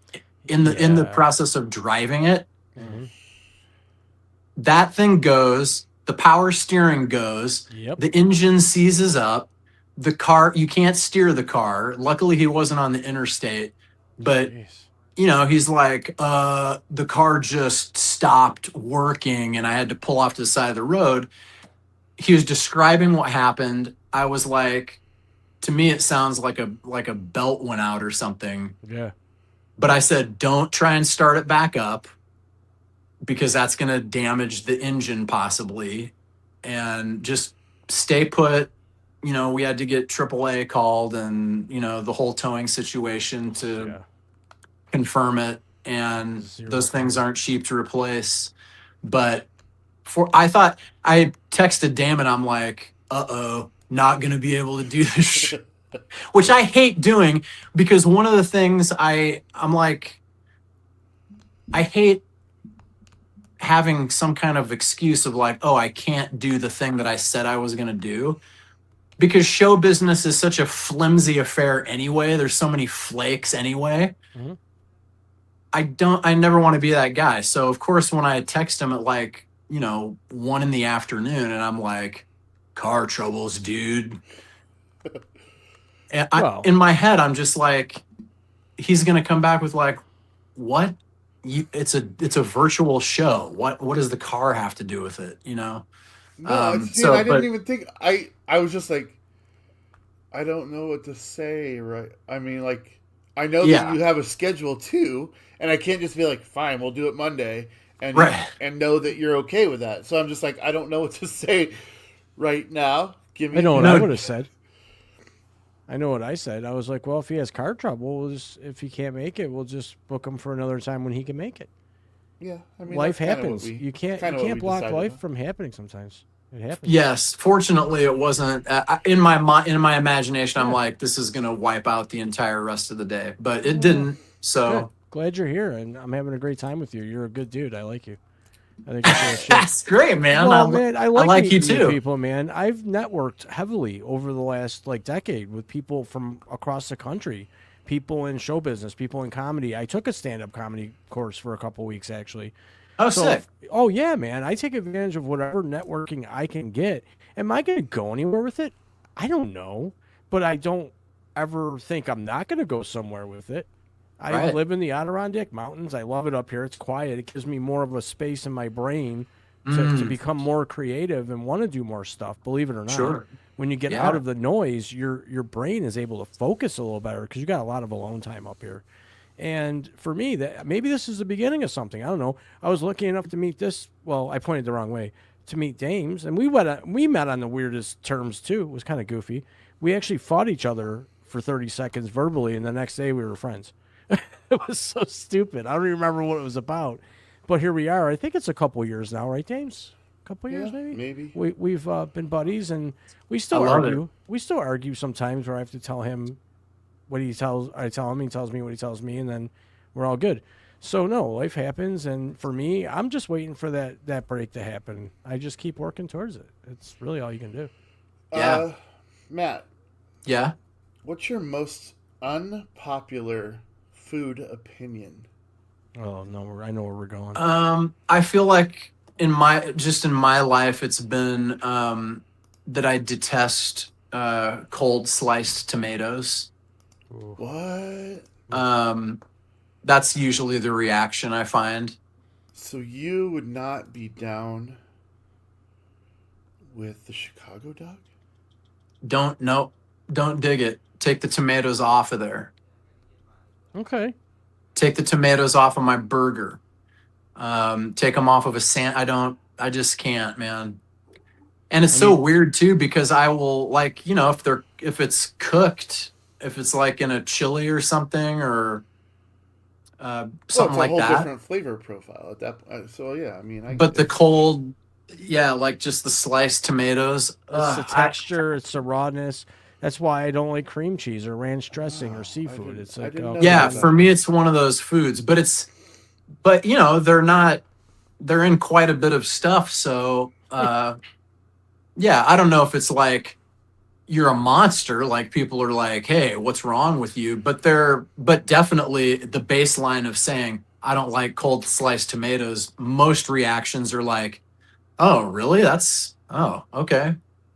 Well, I've never heard it, but I'm not. I don't judge you for it. I don't like certain things. I don't like coleslaw. I don't like cabbage. Tell us in the Goodness. comments what you guys don't like. Yeah. What foods don't you like? Who hates cream cheese like I do? Nobody. You're the only one. You're the I only one. think cream cheese is the worst product ever.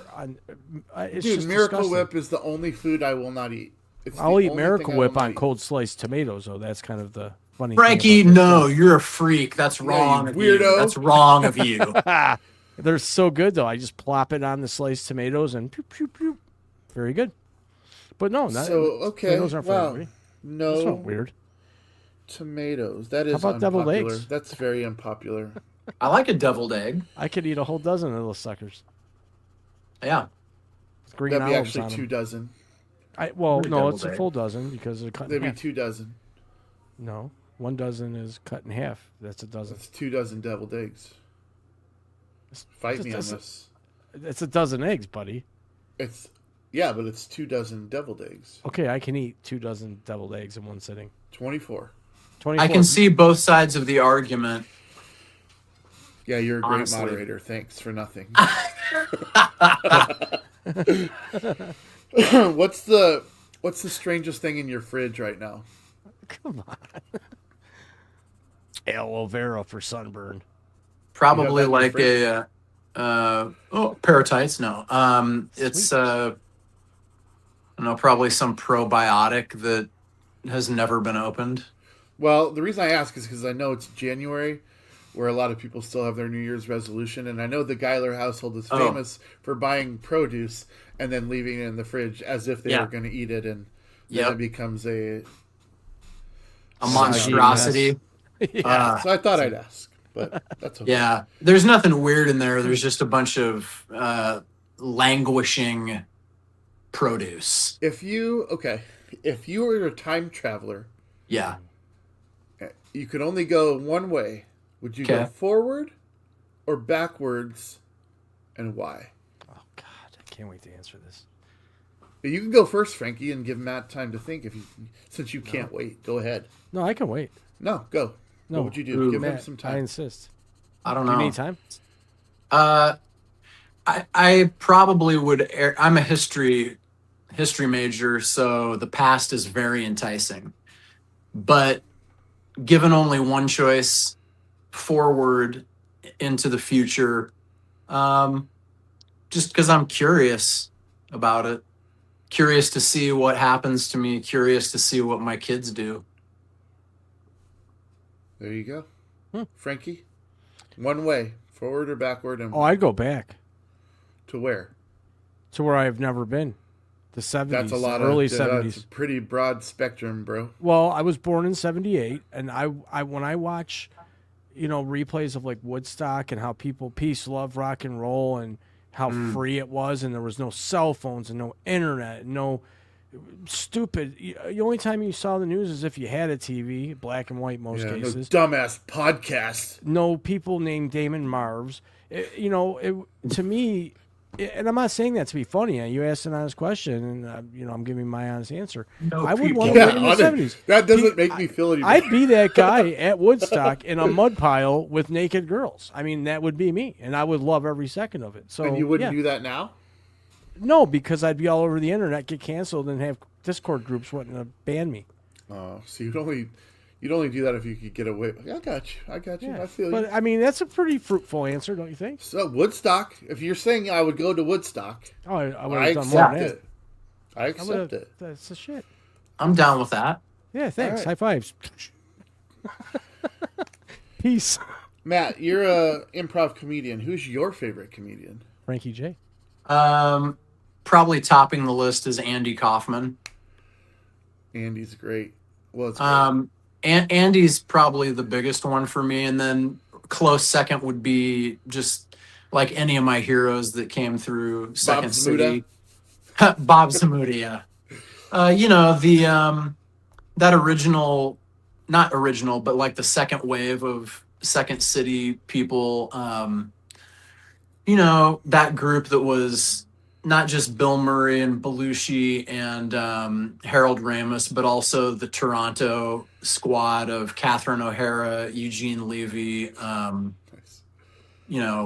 John Candy, that mix of people. How much did that mix of people influence what you decided to do post high school? I mean, they influenced what I was about even in high school, because the whole point was like, it wasn't like so much jokes. It wasn't like, hey, I'm going to do stand up and do like a constructed setup punchline. It was more about characters, and it was more about situations. And since the approach was improvisational, watching SCTV and, watching somebody like Kaufman, who's kind of comedy, yeah, but also, almost a performance artist and kind of a Dadaist, absurdist approach, was like, oh, there's more ways into this than just, can you write jokes? If you happen to be somebody who does voices or characters or weird behaviors, that was like an I mean, that was a Yeah. dick move. that was like an entryway. So I would say they were a big influence on even what I was into in high school, probably. So you were part of a troupe, actually. A Yeah. group of people, the Weisenheimers, I believe they were called. And Yeah. that goes all the way back to high school, yeah? Yeah. And Yeah. you guys did paid gigs in high school. Yeah.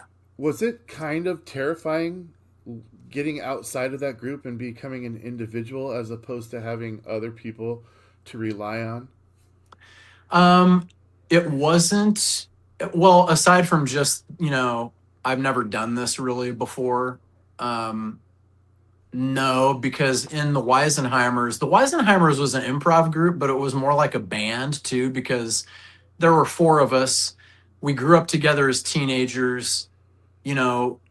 from the time we were like 17 to the time we were in our mid to late 30s, you know, we were touring around and doing colleges and clubs and tons of corporates and stuff. And so it was really more like 4 individuals all had their breathing space in that group. And it was, so it wasn't hard in that sense because it wasn't like you didn't know who you were outside of it. Okay. It was, I think the hard part about it was like just more logistically, like, oh, instead of being a band or an improv group or a team for 45 to 60 minutes, it's just I have to figure out if I can carry 45 to 60 minutes on my own now. But it wasn't really like, who am I now? I don't think. The thing that I'll bring up kids in the hall, right? 4 guys. Yeah. You know, and there's always, who's your favorite kid in the hall? You know, did you guys ever have that kind of competition where you were trying to be the favorite of the base? Weirdly, no, because each one of us brought such a different sensibility into the group. And that was what was really special about that group to me was, there were 4 distinct people in it. I was kind of, my role was kind of like the ultra positive, like affable, complete goofball, you know, like, oh, that dude's very congenial, but also real wild. And then Monty was this curmudgeonly, beyond his years kind of skeptic, who was like real good at voices and stuff. And then Marv was a very sardonic, very satirical, biting, kind of dry, wry humor. He was more in the vein of like a David Sedaris almost, you know, that kind of a thing. And then Jen Smedley, who, not my wife, another Jen, she was kind of like she did like characters, funny characters, and like really smart. And by virtue of the fact that she was the only girl in the group, she kind of had this own space all to herself for that perspective. So there was never really like a lot of competing for audience love. I guess it was everybody had their notes to play, so to speak. Speaking of notes to play, here I have a lovely Frederick Julius album. Keith Urban, dude. He's a single now. Man. No, let's talk about music and where that came in. Okay. You said this is number 7, or Yeah. I know you're working on something, and I'll tell you, this is the one I have. The other one is in my car. Okay. Mixers and Elixirs is my favorite, Yeah. and for obvious reasons. Sure. I wasn't on it, but I have been on stage with you performing it a number of times, and I get to sing all the fun parts, in my opinion. Yeah. What got you? I mean, you obviously love serious music. Brian Wilson, the Beach Boys, we have that in common as our favorite artists of all time. Am I correct there? You Yeah. didn't ask me Which is what my another favorite cool thing. artist Go ahead, is. Frankie. I love Pink. He just do. wants to mention Pink every episode. I love Pink. That's cool. So we got Great. 2 Brian Wilsons and a Pink. All right. So, I don't want to fuck Brian Wilson. To be fair, I love his music. Right. Yeah. I mean, you had to go there. Well, that's part of your thing, right? Not really. Most of Frankie. it. Your emotional dishonesty part of is it. showing. It's part of it. Okay, it's part of it. I'm not saying it's the thing. All right. Yeah. When did you're like comedy, and now all of a sudden, not all of a sudden, just tell me how you reconciled that, if you will, and then what got you started, and obviously 7 albums later, and then what are you working on? Okay, there's 2 answers. The first and shorter answer is it was like a moment like we discussed right up front with the whole creativity thing. You just get to a point where it's like, I'm tired of asking all these questions. I think the first Frederick Julius thing I put out was in 2014. And I was, by that point, I was 39. I think I hadn't turned 40 yet, but I had all this music that I had written and never put out into the world. The process was always governed by, yeah, but nobody's going to listen to this type of music from somebody your age. I mean, every excuse you can make to not do a thing. And, once again, Jen was kind of a person who broke through that. My wife, Jen, was like, she's really good at kind of scaling things back and dialing down the chatter. And she said, what if it was just a sketchbook of songs? They don't have to be, because at the time I was like, I don't have money to get a producer. I don't have money for proper sessions, blah, blah, blah, blah, blah. I can't play this stuff myself. These are always going to be just half-baked demos. And she was like, what's wrong with half-baked demos? That's where you are right now. What if it was just a little sketchbook of these intimate songs? She was like, besides, the cool thing about them is it's not like they don't have melodies. You still have gone to the trouble to record all these harmonies or whatever. Just put it out. Just put it out. Teasers, basically. Yeah. And so that's how Frederick Julius got started, was finally just like, you know what? Yeah, I'm tired of wrestling with this.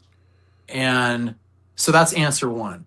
Answer two just goes back to when I was a kid, before I ever had aspirations to do comedy as a thing.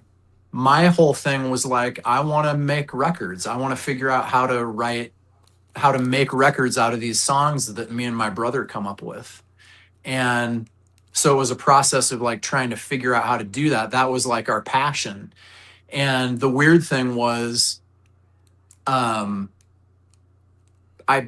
somehow fell into doing the comedy thing, before the music could do anything. And so because that became kind of like how I was, like a job pretty early on, I always felt like, I got to pay attention to that. But the weird thing about the comedy was I always gravitated towards doing comedic music, and whatever it was. Yeah. I mean, my approach to comedy is like, put me in on funny songs, and let me make up these songs or whatever.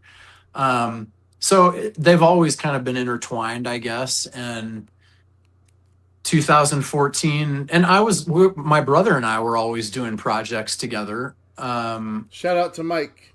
Yeah, shout out to Mike, baby. And so that's kind of how Frederick Julius came about. It always was there. It just took a long time to get loose enough to do it. So I don't remember. I remember a conversation of us talking about fixers and elixirs. And I don't remember how it came about, but at one point you said, do you know anybody that would be able to play this? And I'm like, boy, do I. I'm like, why? But why are you asking me? That's I still, I don't understand how I lucked into being able to do this material with you. I don't know that I had like an agenda as far as like, do you, but I know that, I had listened to Kill Bosby enough. And maybe, I don't know if it was like shortly after we kind of reconnected or in the back and forth before. But somehow you had shared with me some stuff you were working on too. That was, I mean, the Kill Bosby stuff would have been enough. Maybe there was a Nomad project or something that you had released too that I was listening. The river. But I think it may have just naturally emerged from the fact that I was like, well, this guy writes stuff with harmonies and really good melodies and hooks. So maybe it came from that of like, do you know anybody? The assumption was, he's probably not going to take the time to get involved himself, but he might like know some people That's who so would be funny. That's who so would be funny good for because this. as he's asking me, I'm thinking, how do I sneak my foot in this door? Well, Knowing Well, that when you said I'd be down for it, I was like, oh wow, great, that's awesome. Because the stuff I'd listened to that you guys had made, and that you had written, I'm like, oh yeah, he can sing harmony parts and handle the playing and singing and all that stuff. So yeah. Anyway, guys, this is Lonely Boy. I want an Yeah. autograph This copy. one is a much more, I don't want to say grounded, but it's a very emotional, yeah, and I can tell it's more closely tied to the heart. And that's not to say that your other projects don't have heart, but this one really does cut a little bit deeper yeah, into Matt Geiler. But there's this, Fixers and Elixirs, and then there's apparently 5 before this. I think most of the stuff that you would want people to hear is going to be on Apple Music, iTunes, Yeah. and all that stuff. Sweet. It's Frederick Julius. yeah. I'm not even going to have him explain the name because it doesn't matter. Just Frederick Julius. Please check this out. Matt, I got one more thing that I would like to ask you about before we let you off the hook. Are you down? I'm down. And this is for Frankie. Okay. He's got to hear this story. Oh my god. He's got to hear this. He's got to hear your Michael Jordan. Maybe it's for me. Maybe it's for Okay. me.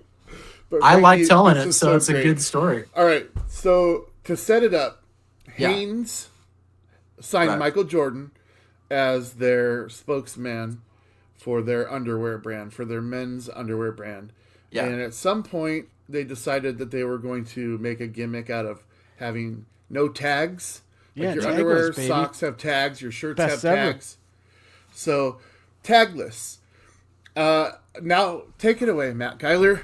How did you become involved with tagless Hanes underwear and Michael Jordan?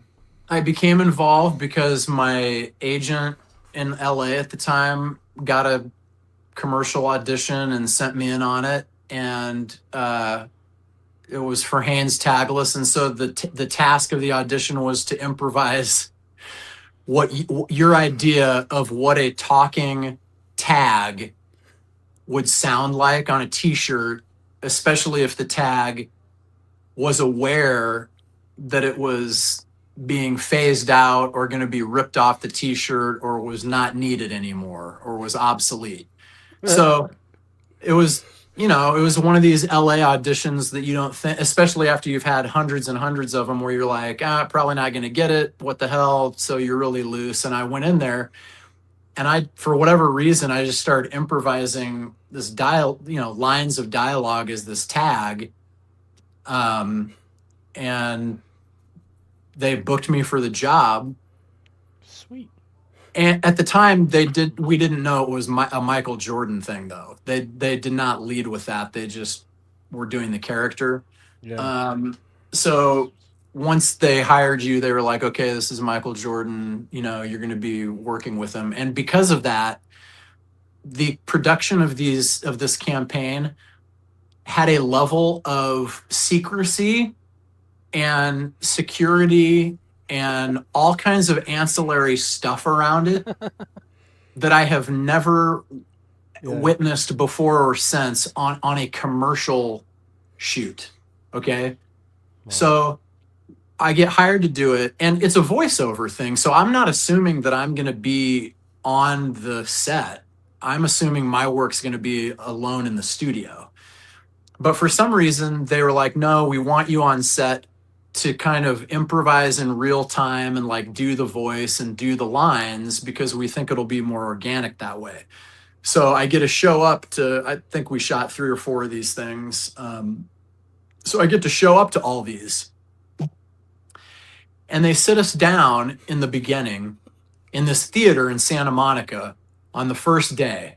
And they're like, they have this guy who's associated with Jordan come out, and he's really stern. And he's like, for those of you who don't know, there are rules that have to be followed when Mr. Jordan is on set.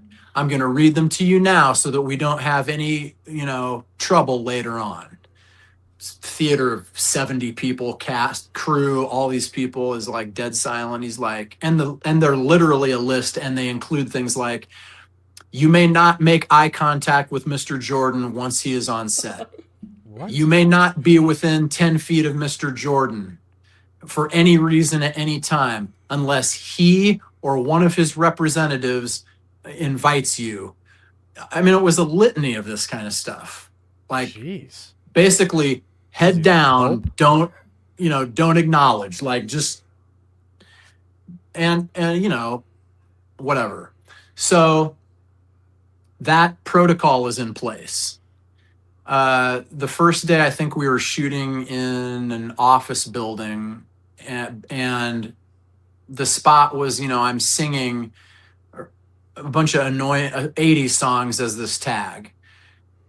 And because of how they have this set up, every camera setup that they have, whether it's a close-up on him or whether he's coming into frame, I'm standing by the camera in this dumb voice that I'm doing for hours on end. That's awesome. Singing like Material Girl or whatever. They're trying to suss through what potential tunes they might have this tag sing, which they didn't end up using anyway. But for literally like 4 hours, I'm like, doing this. The next day, we're shooting in a backyard in Hollywood of this house. Same kind of deal. Jordan comes up to me before we start shooting. He walks right over to me when he comes into the backyard. Did you put your head down? I did. I was like kind of like I was like this.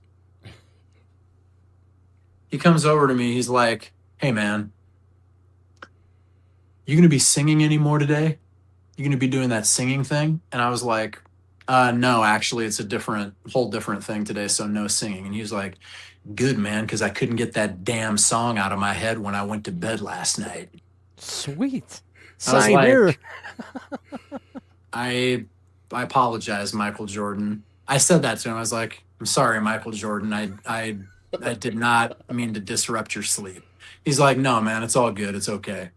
But that was pretty annoying.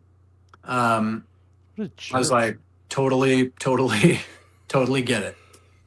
In the backyard, it was even weirder because he had his manager there with him. And like, if you needed to, even if you were crew, like if you needed to like drop a body mic on Michael Jordan so that you could get audio, you had to ask his manager if it was okay to put the microphone on him. Then she'd literally walk in this tiny yard, like 5 feet over to him and like whisper on him, Michael, they want to put a mic on you. Is it okay if they come over? And like, we can hear you. Like everybody can hear. Like we're all crammed into this tiny yard in Southern California. So it was this weird shoot like that. And at the end of that day, I don't know, he was amused or something by, oh, that's the other thing. He had security that was always moving, and like the president, like Michael is on the move or whatever, So it was phase moving. Yeah, it was totally ridiculous. But then he also had a truck on set filled with Jordans, boxes of shoes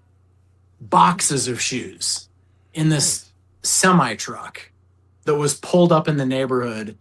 And if he kind of dug you or like whatever, he as you left, and as I was leaving, he's like, hey man, don't forget to pick yourself up a pair of shoes out of the truck. I would have taken 10.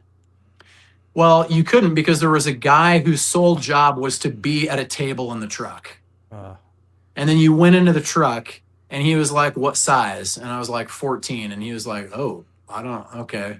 So I ended up, it was slim pickings, but then I got, I got a pair of Jordans at the end of the day, and got to shoot for a couple days with the dude. It was a very surreal experience.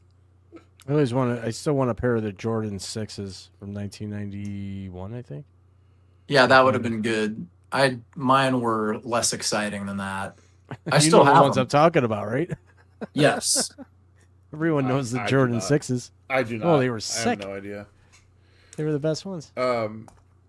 I love that story so much. That's a good one. But what a jerk!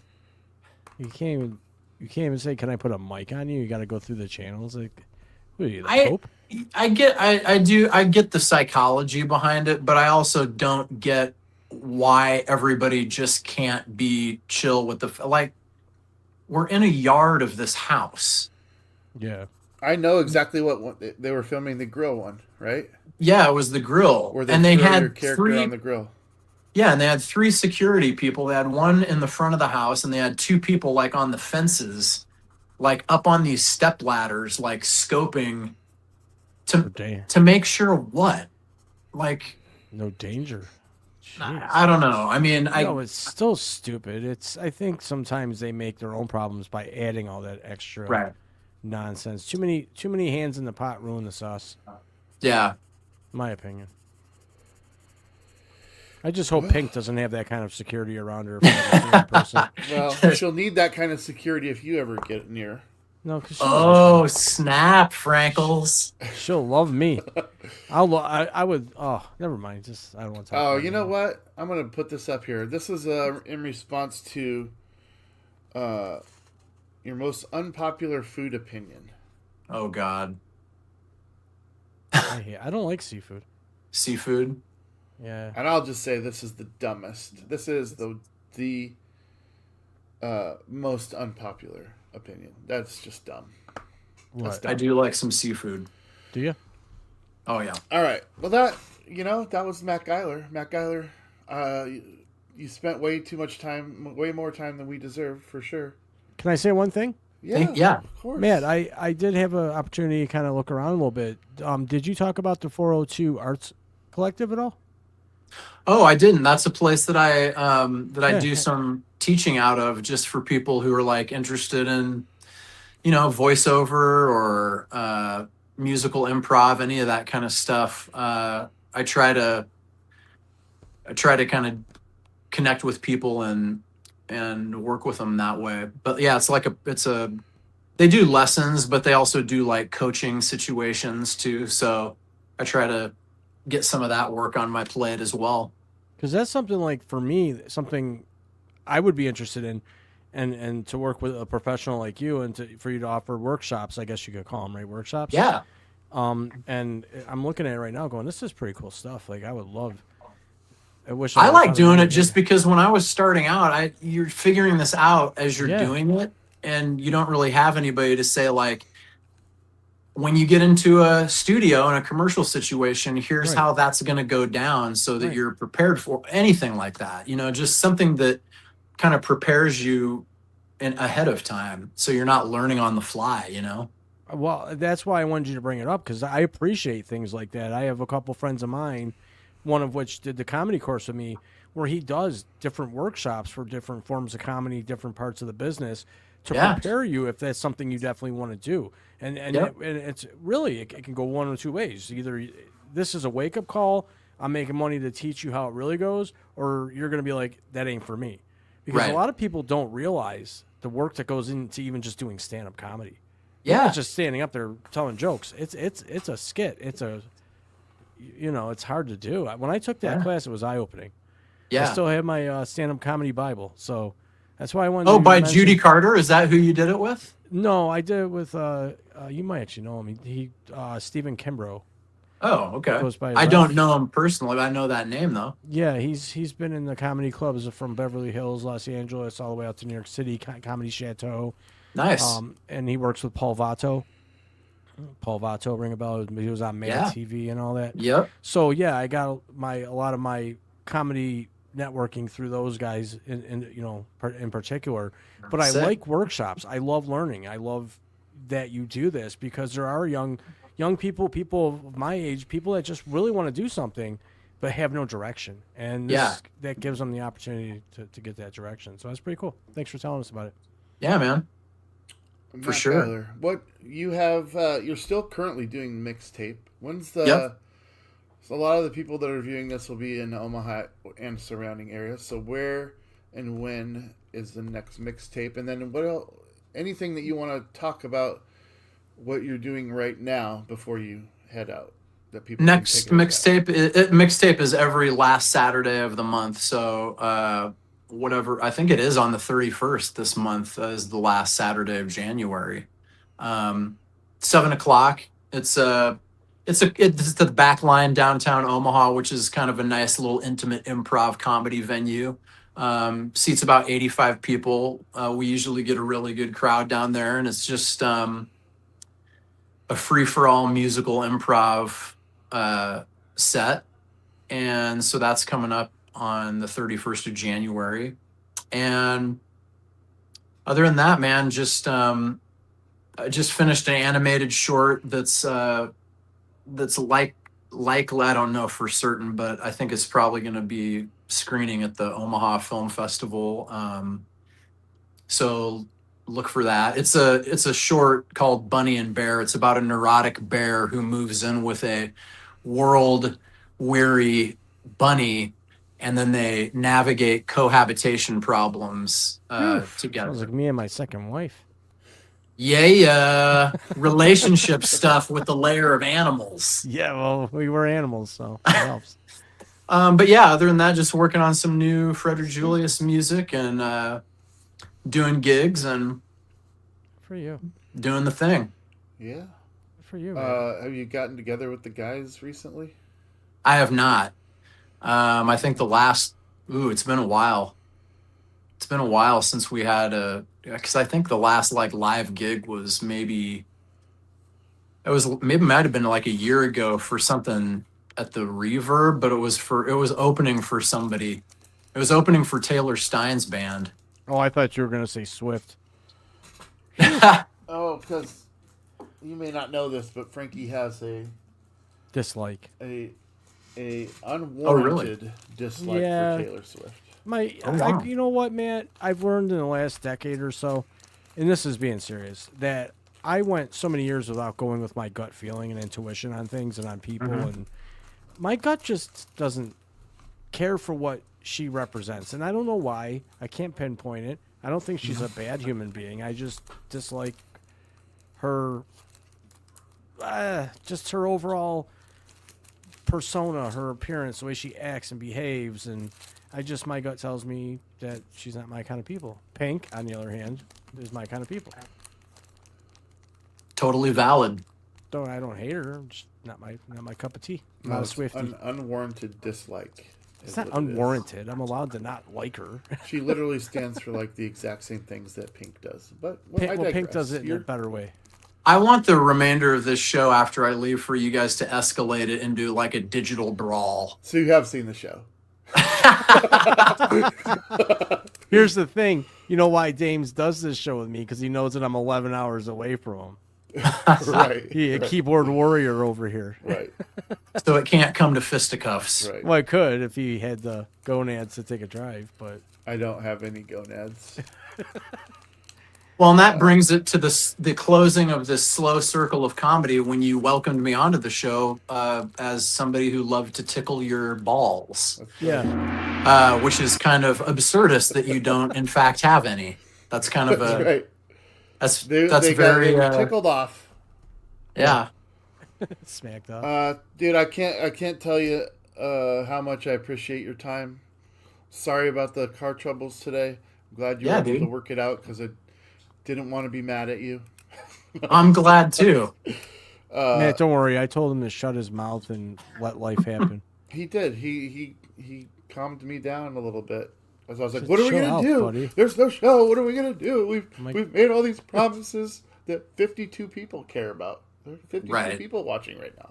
Hey, Man. Uh, I'm just good. chill, lay back, let it happen. Man. No, let it come to you. I want to say that we'll have you back at some point. sure. If you didn't hate I'd this, love it. because then we'd have all that stuff out of the way, And Yeah. we could I'm just still talking about the Dancing Pumpkin Man. Well, yeah, I mean, obviously. I will. Maybe around October 31st. There you go. Maybe. We'll have Maybe a There we'll you show- go. Maybe We we'll did just have a have comment. Jack, Ask. the Dancing Pumpkin Man, on the show. Just kidding. Maybe I do it in costume. to That'd be spread sweet. some mirth. We did have a comment. Someone asking if you were going to do it live. So maybe next time you're on. There it was. Yep, there it was. And that's Dame's buddy and my friend. There you go. Matt, thank you so much. I will let you for go. sure. We're going to talk about this next segment. We're going to talk about history. So, All right. Thank you guys for having me. It's been a pleasure. much love, my friend. You too. Thanks for being here, man. Nice meeting you, brother. You too, Frankie. A guy, Matt Geiler, everybody. Again, mixtape in Omaha, Nebraska at the Backline Theater last Saturday of every month. Frederick Julius, check him out online. You can also probably buy these on Sick Picnic Media, maybe. There's a store, maybe. Yep, I got the internet website right But, here. It's sickpicnicmedia.com. I'll put it up here for everybody to take Just- a peek at. Seriously, one of the nicest people that you will ever hope to know. There it is. And Frankie, I think you probably could pick that up just based on the short conversation that we had with him. Oh, for sure. I want to get my own. I want to go jam out. Would be the second Dancing Pumpkin Man with them. I mean, yeah, it's You know, just 2.0. Some of the people that I've met. I mean, he's just one of the people that I've met that I can call him my bestie. He's a great dude. Great guy, and I had a great time having him here, and he's welcome back anytime. He's a class act. He's got that creative mind. You can feel the creation coming off him, and he's got his hands into so many different magical pots right now, and I can't wait to see what he has coming out next. So Yeah, and again, damn good just, guest. Just to close out the Matt Geiler segment, most of the things that we talked about, I'll try and find a couple of those Haynes commercials on YouTube. I'll put links for everything I can find in the YouTube description for the show on the YouTube channel. And Frankie, you can copy it from mine and move it over to yours so that it'll be there for yours as well. Okay, that's Does that sound cool? sure. So, all right, cool. Wow. I feel like I need a shower. Seventh hour stretch over here. All right. On this day, I got some good ones today, Frankie. Some Hope things so. that are thought-provoking. I only pulled things that I thought were worth talking about. Have you ever been to a circus? Of course. It's like part of childhood, right? Yeah. Philip Astley stages the world's first modern circus in London. Do you know what year? Guess what year? 1922. 1768. It's a long goddamn time ago. I know. The first modern circus in London by Philip Astley. Did they abuse elephants then too? Probably. I met. I could go into what happened in the circus, but let's just leave it at that. Yeah. No one needs any more information than that. No. All right. We're here in the United States. In 1788, Connecticut became the fifth state to ratify the U.S. Constitution. You know what ratify means? Yeah. Fix. It means... No, it actually means to accept it. Oh yeah. Ratification. Correct. To accept it. Exception. Yep. Okay. So the fifth state to accept the U.S. Constitution, Connecticut, on January 9th, 1788. 1855. This one I want... Dude, I think you're going to like this, Frankie. I hope so. This is kind of a little bit macabre. The guiding star vanishes. Have you ever heard of a schooner called the Guiding Star? No. So I I'll tell you a haven't. little bit about it. There was 543 passengers on this ship, 62 crew members, and 481 passengers. It was a large British clipper ship that set sail from Liverpool on January 9th, 1855. And it was going to Melbourne, Australia, carrying, like I said, roughly 481 passengers along with the crew. Most of them are immigrants seeking a new life in Australia. After departing England, it was last sighted on February the 12th of 1855 in the South Atlantic Ocean. It vanished without a trace. Ooh. There was Bermuda no Triangle confirmed style. wreckage ever found, no survivors. Contemporary reports and later research suggest that the vessel likely encountered a massive ice field. Titanic. Just like Titanic. But again, no wreckage, no knowledge of what happened to that ship after Well, there February wasn't the any 12th. technology or anything there either. So Yeah, I mean, it was all wood, 1855 probably. we're talking about, but Yeah, it just was a long time. vanished from existence. That's It crazy. happens. I thought that was worth talking about. Yeah, definitely. 543 souls Good news. vanished. Yeah, that's one of the biggest tragic maritime disasters and disappearance-wise, Interesting. for sure. 1861. I know you've heard of Fort Sumter in the Civil War. Yes. 1861, January 9th, the Battle of Fort Sumter. Now, what this is interesting too, because this was like the defining start of the Civil War. The first shots were fired on January 9th, 1861. And here's what happened. There was a Union merchant ship called the Star of the West that was only bringing supplies to Fort Sumter. And it was attacked and shot by the South Carolina military just for trying to... And those were considered the first shots of the U.S. Civil War. Jeez. So, that's a big day in U.S. history. Yeah, sure. All right. You've got 1903. Frank Farrell and Bill Devery purchased the American League's Baltimore baseball team for $18,000. That's a lot of money at that time. It was. And you know what's even more significant about it?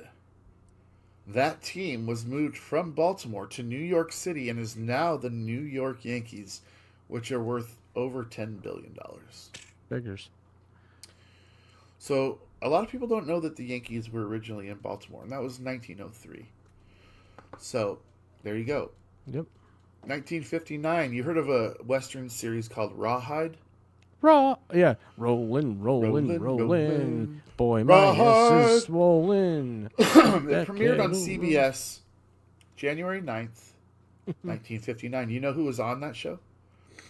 No. Clint Eastwood. Oh, yeah. Starred Yeah. on that show. That was a long time. Man, I remember that. Yeah. Watching reruns of that. So that's nuts because think about it. It was almost 1960. He's still alive. Yeah. And we're like basically 35 years away from that being 100 years ago. Yeah, he's still kicking, too. He's that up guy. there, and he's amazing. I mean, he's an amazing talent.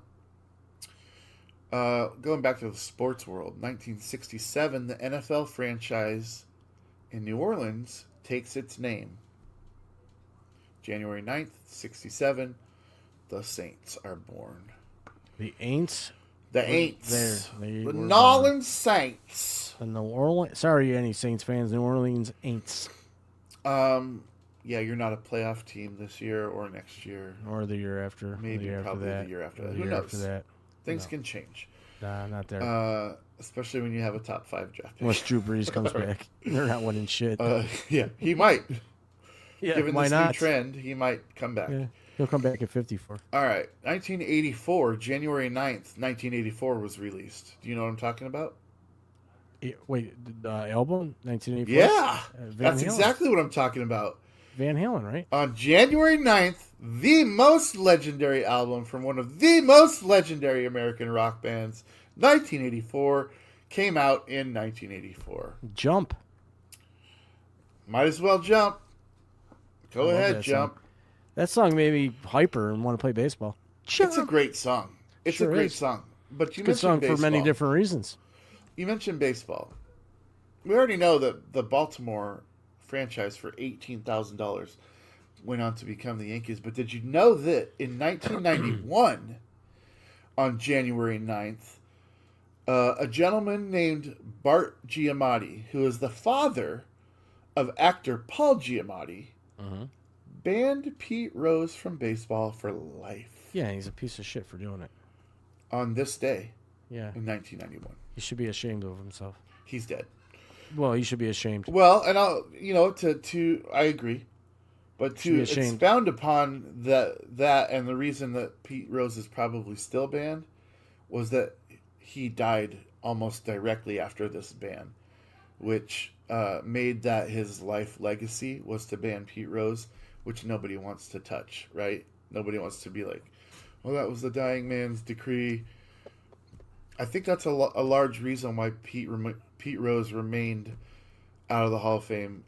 Well, he's already passed on, so he will never have you'll never see his name in the Hall of Fame. But I do. Well, believe he will considering be all the there. garbage going on now with sports gambling and all the scandals and everything else, that man should have been in the Hall of Fame years before that even happened. So for me, I think it's a tragedy. I think it's horrible, and the baseball gods ought to come down and change that because that's ridiculous. 4,256 hits, Frankie, and there's only 2 other people that have 4,000 Yeah, Hall of Fame. in 150 years plus of So history. he bet on his team to win. Who gives a shit? Charlie Hustle. Yeah. Charlie Hustle. Rest in makes me peace, man. Yeah. Do you remember the show Third Rock from the Sun? I never really cared for that show, but I do remember it. John Lithgow, Jane Curtin, Yeah. Kristen Jones, and who's the kid? I don't know. What's his name? Come on. He's got 3 names. You're the one with the Joseph facts. Gordon-Levitt. Of course. Yeah. That debuted January 9th, 1995. It's a long time ago. It is. Doesn't seem like it was that long ago, but No, it doesn't. When you get older, things seem to go quicker. NBC, WNBC. WNBC. Take vomit. 2000, the year 2000, Dan Marino played his last game Yeah, in T.O. would love professional this fact. football on January 9th, 2000. Guess who he beat? The Bills. Well, the Seahawks. Oh, well. 20 to 17. Better he you won. than me. He beat Too Seattle. bad T.O. wasn't here for that. He's a huge Dan Marino fan. Yeah. Maybe he is. I don't know. He was here earlier. He had to go to work. And then the last thing I've got, in the interest of keeping these short and as focused as possible, you guys also let us know what you think. If you hate this segment, that's cool. I don't care. This is a call for action. If anybody out there wants to hear something that we haven't talked about or we talk That's about right. and you don't want to hear about, let us know. Drop a comment, send That's a DM, right. wherever you may be listening or viewing. Back to you, Dames. 2007. Steve Jobs. You heard that name before? A couple times. He was the CEO of Apple Apple. Computers. Yep. One of the driving forces behind technology. On January 9th, 2007, He passed he away. announced the very first iPhone. iPhone 4 or iPhone. The very first iPhone. Yeah. January 9th, 2007. And he got that idea because he had the iPod. Apple iPod already made, and he decided to add the phone function to it. And then we're coming in next year will be the 25-year or the 20-year anniversary of iPhone. Of iPhone? So are they going to have iPhone 20? It's going to be like 18, right? Should be 20. Well, maybe there's a couple of years where they didn't have one. That's stupid. That is stupid. Idiot. So stupid. 20th anniversary. Here's iPhone 18. All right, Frankie. We feeding the ducks? I got some questions for you, buddy. All right, go ahead. Ask me questions. If you had 3 wishes, but you could not wish for more wishes, because everybody would, Mhm. and we're all annoyed when there's a show where they get 3 wishes and they don't even contemplate wishing for more wishes. Yeah. We're all like that. You would not. This is a lie. This is a farce. You don't have to give me 3 wishes, but I would like to know what the brain of Frankie, because quite honestly, you surprised me with your Back to the Future. You would go to Woodstock?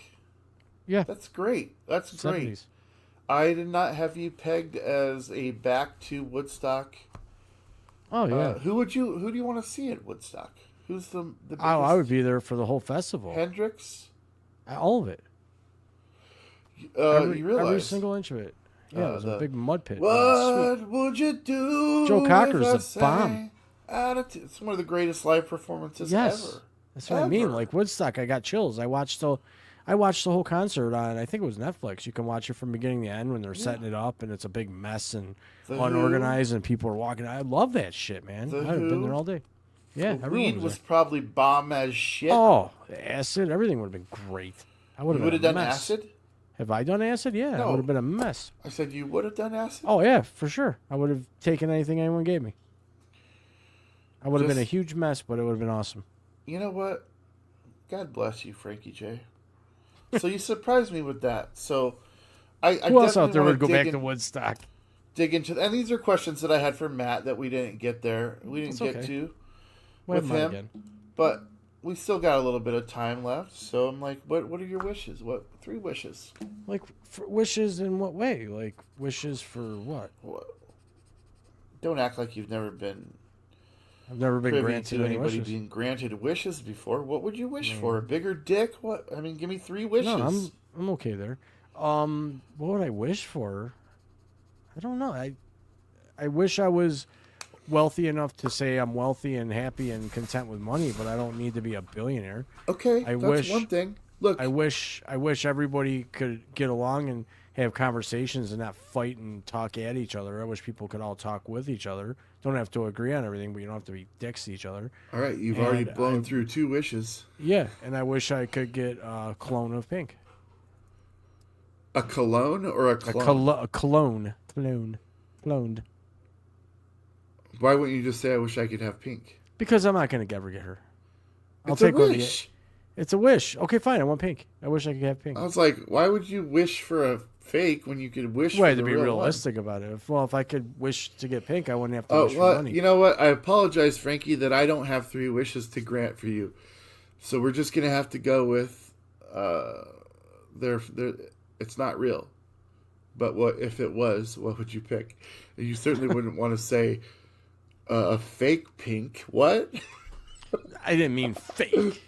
I mean, The real thing. yes. I wish I Okay. could have pink. But that would pretty much remove you're wealthy enough to say you're wealthy, because True, because she has money. yeah. And then what was your other one? everyone can and you just guys get would never along. fight because you wished No. fighting away.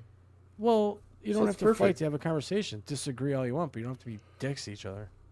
It's like boundaries, you know? I wish there was more boundaries.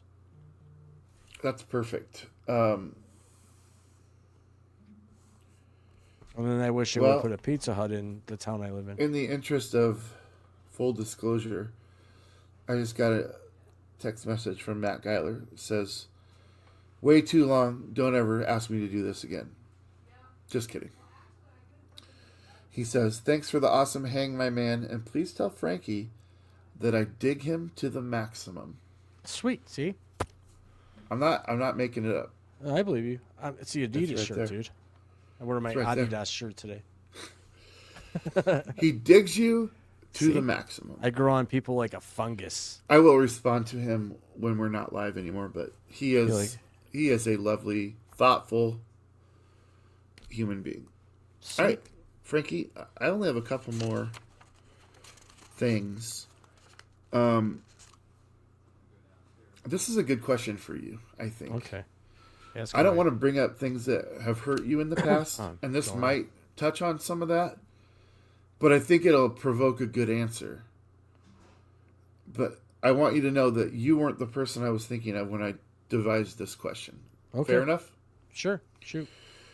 Who, in a biopic of your life, would you cast to play your parents? Meaning, if you think back at your life, not in fiction, but as it really went, What actors would you choose to cast in those roles? For my mom, Susan Sarandon. Oh, I like that. Does she resemble Susan Sarandon in any way? When she was younger, in her younger days, yeah, my mom was very pretty. Okay. And I know that she was your best friend. Yeah. For my father, who plays a good? I'm trying to think. Ray Liotta as a badass piece of shit, a monster. Dude. See, and here's the thing, Frankie. I thought you were going to be like, well, that's a tough question. I need to... But you didn't pull any of that garbage. No. You got right to it. These are great answers, by the way. I don't know your parents, but... Well, my mom was awesome, and my dad is still currently a piece of shit. So... But, and Ray Liotta is awesome, to be fair to Ray Liotta. But he plays a great piece of shit. He could play a great piece of shit. You're He's right. talented, yes. You're right. Very good. That's why I picked him, because he can look scary, too. I do want to know, because I know Matt's mom, and I know Matt is not in good terms with his father, but I would love to have that answer from him, by the way. Maybe he'd probably be a little more soft about it than me. I was like, next time he's on the show. Yeah. No, he will very well let you know where he stands on that. Good show today. I got one more for you. Okay, ask away. We'll fuck off for the day. Fine. Do you follow or subscribe to any conspiracy theories? No. None? Do I subscribe to? No, I would never pay to subscribe to a conspiracy. I mean, do you believe in or follow? No, subscribe? Not really. No. There's sometimes I think things are fishy. Things might be fishy, but I need full proof. And conspiracies never really provide the full proof. You never get the real story. So that's my answer to that. Common conspiracy theories. Let's see where you're really at. Because I think that you lied just now. I did not lie. I don't think you lied on purpose, but I think that there's probably some things. Would you buy some gadget? Do you think JFK was shot by Lee Harvey Oswald? I don't know. I wasn't there. Do you believe that there may be an alternate explanation for it? Considering I'm not a forensics expert or somebody that can recreate that exact moment in time and everything behind it, I really have no right to provide my opinion. I think that he was assassinated and it was tragic. And I think that's probably why you never see a convertible presidential car anymore. I agree with that assessment, but I don't believe that we'll ever know what truly happened. But I don't believe we do know what happened. He was assassinated. Yeah, but I don't. You didn't let me finish. Okay. I don't believe it went down the way that we're told that it went down. Okay. I mean, there could be some cover-ups and some bullshit going on, but I wouldn't be able to sit here and give you any expertise. All right. What about the moon landing? That one, you're gonna have to get back to me on that because because bastard. I believe that we went to the moon, but then there's times where I'm like, physics in my brain takes over when I see certain things when they're pointed out in these like little reels and videos and stuff. But then again, I'm like, well, AI can make your mind go squirrely too. Hence why I took a social media, internet, phone day off because it was like starting to fry my brain. I mean, was the race to the moon at the time, right, between Russia and the U.S. So did we maybe fake it to say we got there to keep up with the Joneses? We very well could have, and I'm not just saying that didn't happen, but I also think that we could have gotten to the moon. I don't know, but then that there's a deeper conspiracy theory within that conspiracy theory that Stanley Kubrick actually filmed the footage of the moon landing. Yeah, I heard something about that. But what a lot of people don't understand is that there was 3 astronauts and only 2 of them got on the moon. There was one that was still orbiting in the main ship that was doing the camera work and all that stuff. So, I think for something that big, yeah, there's a lot of people that would need to be involved. And but we'll never know. There's no way that secret gets kept for that long. So I believe we landed on the moon. It'll come out soon. I mean, if it's a true conspiracy, eventually it will come out. Well, I laughed at you because you're like, I need to get back to you on that. I'm like, it was 1969. There's nothing you're going to find in the next 2 days that you couldn't have found. No, I just got to talk to T.O. 9/11, was that an What about inside job? Oh, God, that's... No, I hope not. Right, but this is why I bring it up, because it's a very... I think it was definitely planes that hit the building. I don't believe for a second there was explosives in the building like people are starting to say. I think that those planes were big and heavy enough to ruin the integrity of those buildings as strong as they may have been. I'd hate to say, yeah, I think it was an inside job. I hope it wasn't. But if you want my opinion, no, I think it was definitely terrorism, and they found a way to destroy us for that moment in time. So, no, I don't really think that was too much of an inside job. I think there's a lot of moving parts to this one. Does my brain move a little in the direction of inside job when people talk about how the building just collapses in on itself as it would if there was explosives involved? My brain does go that way a little bit. But you lose me when they start saying that there were no planes. And I'm like, motherfucker, I saw There them. was freaking planes that flew into the buildings There were people standing on the ground with phones. and cameras That watching the caught- plane hit the building. Planes absolutely hit this building. Now, are they the reason that it ultimately faltered the way it did? That I can get behind questioning that all day long. See, to me, there's all different theories on how that happened. Of course, you got people, oh, well, because I used constructs as a kid and I flew there's always going to be somebody that's going to try to debunk something. And I remember that morning like it was yesterday. I was home, I was off work, and my girlfriend called me and said, the Trade Center was just hit by a plane, and I turned the news on just as the second plane was hitting. I thought it was a replay of the first plane hitting. So I watched that TV from that very moment for like the next 72 hours straight and kept watching it over and over and over again. And I don't see anything in any of those replays that would indicate that was an implosion. I think those buildings were hit by a plane. They fell the way they fell based on the way they were constructed in boxes. They were constructed in levels. So they fell each level at a time. I believe that. So you are probably more against conspiracy on this one. I think so, yeah. I think one of my favorite videos ever that I watched is when they imploded the Seattle Kingdom, and it looks pretty similar in a lot of respects. So my mind will be forever unsure of that until I hope there's he gets ever a rest point. tonight. But I don't carry it as a... It's a tragic time in life. Let's put it that way. For sure. I mean, that day is forever embedded in my mind, and to people that had to live through that and be down there at Ground Zero. I mean, guys, how horrifying, how crappy. If it was an inside job, what a shame that our own country would do that to its own country. So, anyways, well, yeah. all I got to say about Wyatt. So, Area 51 and aliens, the remote U.S. Air Force base in Nevada, is widely believed to be to house a crashed alien spacecraft, and you actually see them portray this on the movie. What is it? Area. Oh, are you talking the Will Smith movie? Yeah, it's July 4th. Independence Day. Yeah. Yeah. I don't know what to think of this, dude. I think that's all bullshit. It's just a secret part of Area 51. It's just that highly guarded area that nobody's going to get into. You don't think they're working on advanced or suppressed technologies there? I mean, they can be working on stuff, but I don't believe in aliens. Oh, see, now we have to... Now I have to move the goalposts a little bit. Do you mind? Phew. Do you mind?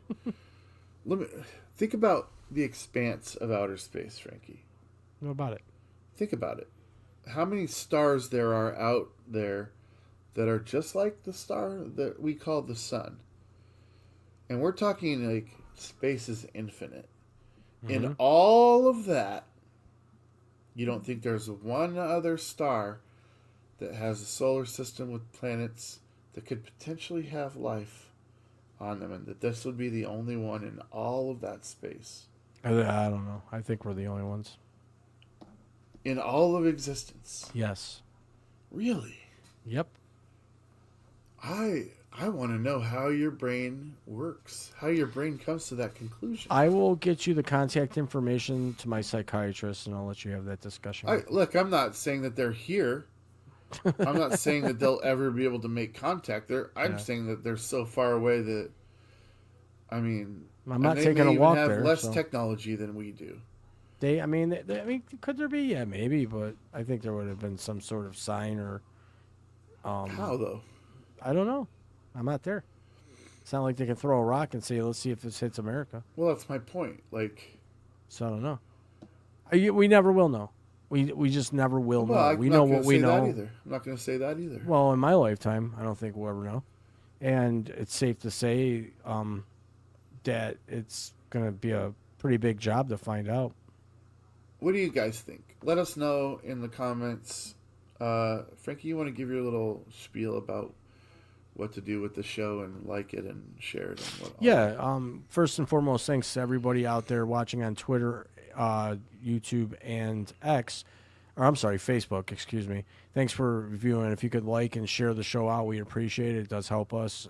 We appreciate you all being here, and we look forward to being here 3 days a week for a few hours and having guests each and every time. So we appreciate it.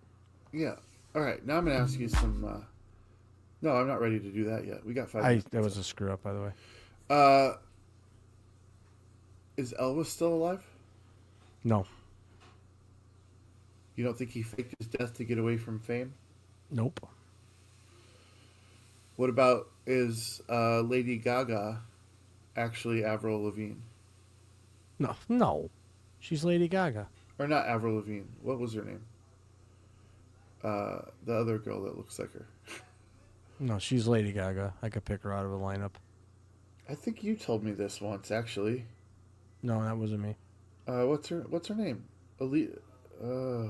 Alicia Moore is Pink. No, I know the lady that died. That got really skinny. Geez. There's been a bunch of them, so I don't know. You're no help here.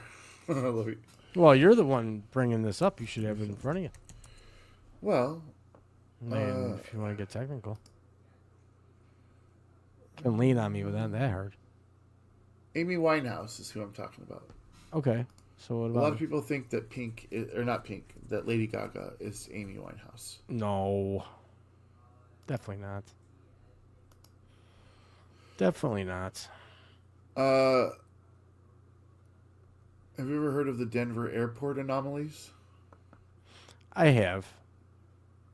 For those of you that haven't, theories suggesting that the architecture and the art at the Denver International Airport are evidence of an Illuminati meeting place. Yeah, it's so stupid. A secret new world order It's a sweet airport. headquarters. You're not down with that? No, I just think it's a sweet ass looking airport. Okay. I don't believe in that. Let's get a little risque in the last couple of minutes, if we will. COVID-19. The theories surrounding the pandemic include claims that the virus was a bioweapon, or a hoax, or a link to 5G technology. What are your thoughts on that? I just think it was a flu that was just a little worse than any other flu out there, and I think it was turned into a pandemic for political reasons, but that's my opinion. So do you think it was released on purpose? Oh, yeah, absolutely, for sure. What are the political reasons that you could Well, foresee? it just seemed to kind of sprout during the 2020 elections, because I remember the first known cases were in the middle of 2019, and then all of a sudden it was, COVID-19 for 3 years during the entire presidency. So I just think it was a political move. I think it was dirty. I hate getting into it because I don't really read a lot Because you into sound politics. crazy? Is that why? you hate No, getting I into just think it was a flu, and everybody and the people that were able to, your lead doctors in the country and in the world, were able to convince people that it was this thing that you had to stay away from everybody and everything, and it turned into a big shit show. And they wanted to get their grip on society. They wanted to let society know that we have you under control no matter what. No matter what you may think, we can control you. And they did. So I'm going to back up for a minute because I asked you specifically, do you follow any conspiracy theories? You said no.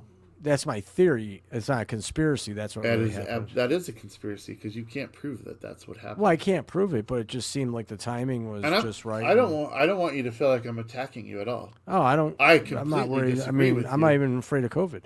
But when you say it, I'm looking for like political who has the political. I mean, to gain what? We had a regime change here at home in the middle Right. of it, Correct. and I mean, you could say that the Democrats released it on Donald Trump because they knew he would fuck it up. He would fuck up the response, and that would lead to Biden being elected. But then you would have to know that Biden would have to deal with the repercussions of 20 or like 9% inflation, and that he would not be reelected because he couldn't do it. He So wasn't going to get reelected. I just don't anyways, see. man. I don't see who had the advantage. Like who's releasing it? I don't for know political gain. what the dirty secrets are to politics. I just thought that the whole thing was a sham. I have an autoimmune disorder. Never once did I get COVID. I was sicker than a dog most times, but it just seemed like the ones that got COVID were the ones that believed it, and it was just stupid. It was just, to me, it Okay, was a stupid so time. you realize that millions of segregated people people. died. Did millions But of millions people of die people just die every because year Hold of on, the flu, let me man. ask the question. It's a flu. Did millions of people die because it was suggested that they would die? Is that what you're saying? I'm telling you that if you look at the numbers, they're pretty high each year of people that die just from your regular, ordinary flu, stomach virus. People die from the flu all the time. I But understand that, but this they don't is, look at the numbers as closely as they did when it was COVID because it was the media that took over on it. You don't see anything about media now. Look how many people died this year from the flu alone. Well, from this past year, 2025. I'll bet you it's pretty high, but you didn't hear about it. Why? Because it wasn't COVID. All right. I'm just going to give you this number. And keep in mind, I realize that a lot of death certificates did not reflect Correct. the certain things. I do get that. I don't think that was a cover-up conspiracy. because if someone died in the ER, they tagged them right away as COVID. Easier to file. Well, let's be honest here. If they had a heart attack while they had COVID, they were probably, listed as death from COVID. Correct, right? and that's where it gets But dicey. that's not necessarily the way it is. I will cop to. But you had 7 million people die between 19 and 36 million deaths. That is way more than just a regular old happenings. Well, like I said, it just seemed, I don't know. You asked me, that's my opinion. I just think I just want to think have it a was- discussion with you. I think it was just kind of a scam. I never fully bought into it. It was funny how they had to do mail-in ballots when you could go 6 feet in a restaurant. You could stand 6 feet away from each other at the post office, the store, but you couldn't stand 6 feet away from each other at a polling booth or a polling station. I will say this. That was bullshit. Guys, I am liberal as Nonsense. fuck. I really am. Nonsense.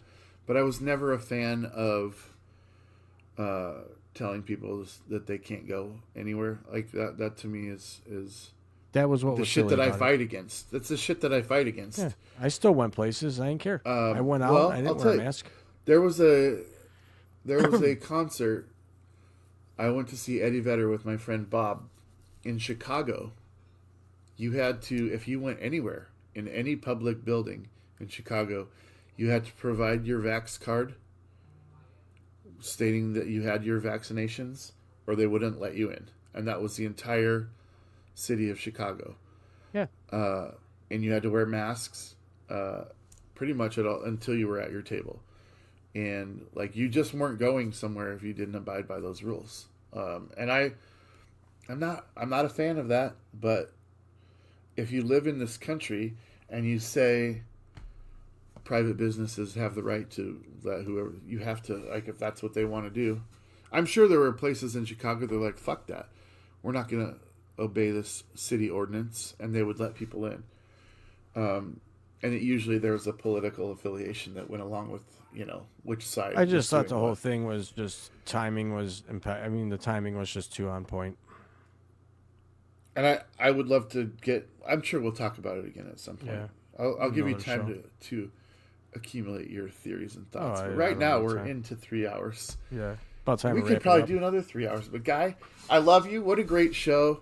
Matt Geiler was a great guest. sure. We're back Monday with Ben Shrewsbury. Ben Shrewsbury. And I hate that. you hate I'm what? just kidding. I'm just kidding. Oh, I was like, you hate... No, Ben. We'll see if he still hates football. Yeah. Anyway, thanks, guys. Like, share, subscribe, comment. Matt Geiler, subscribe to him. Find him on all channels. Find Frankie J. Find Raw Live Studios. Find Block 22 Productions. Like it, share it, subscribe it, share it. Love it. Thank you, guys. We'll see y'all next See you on time. Monday.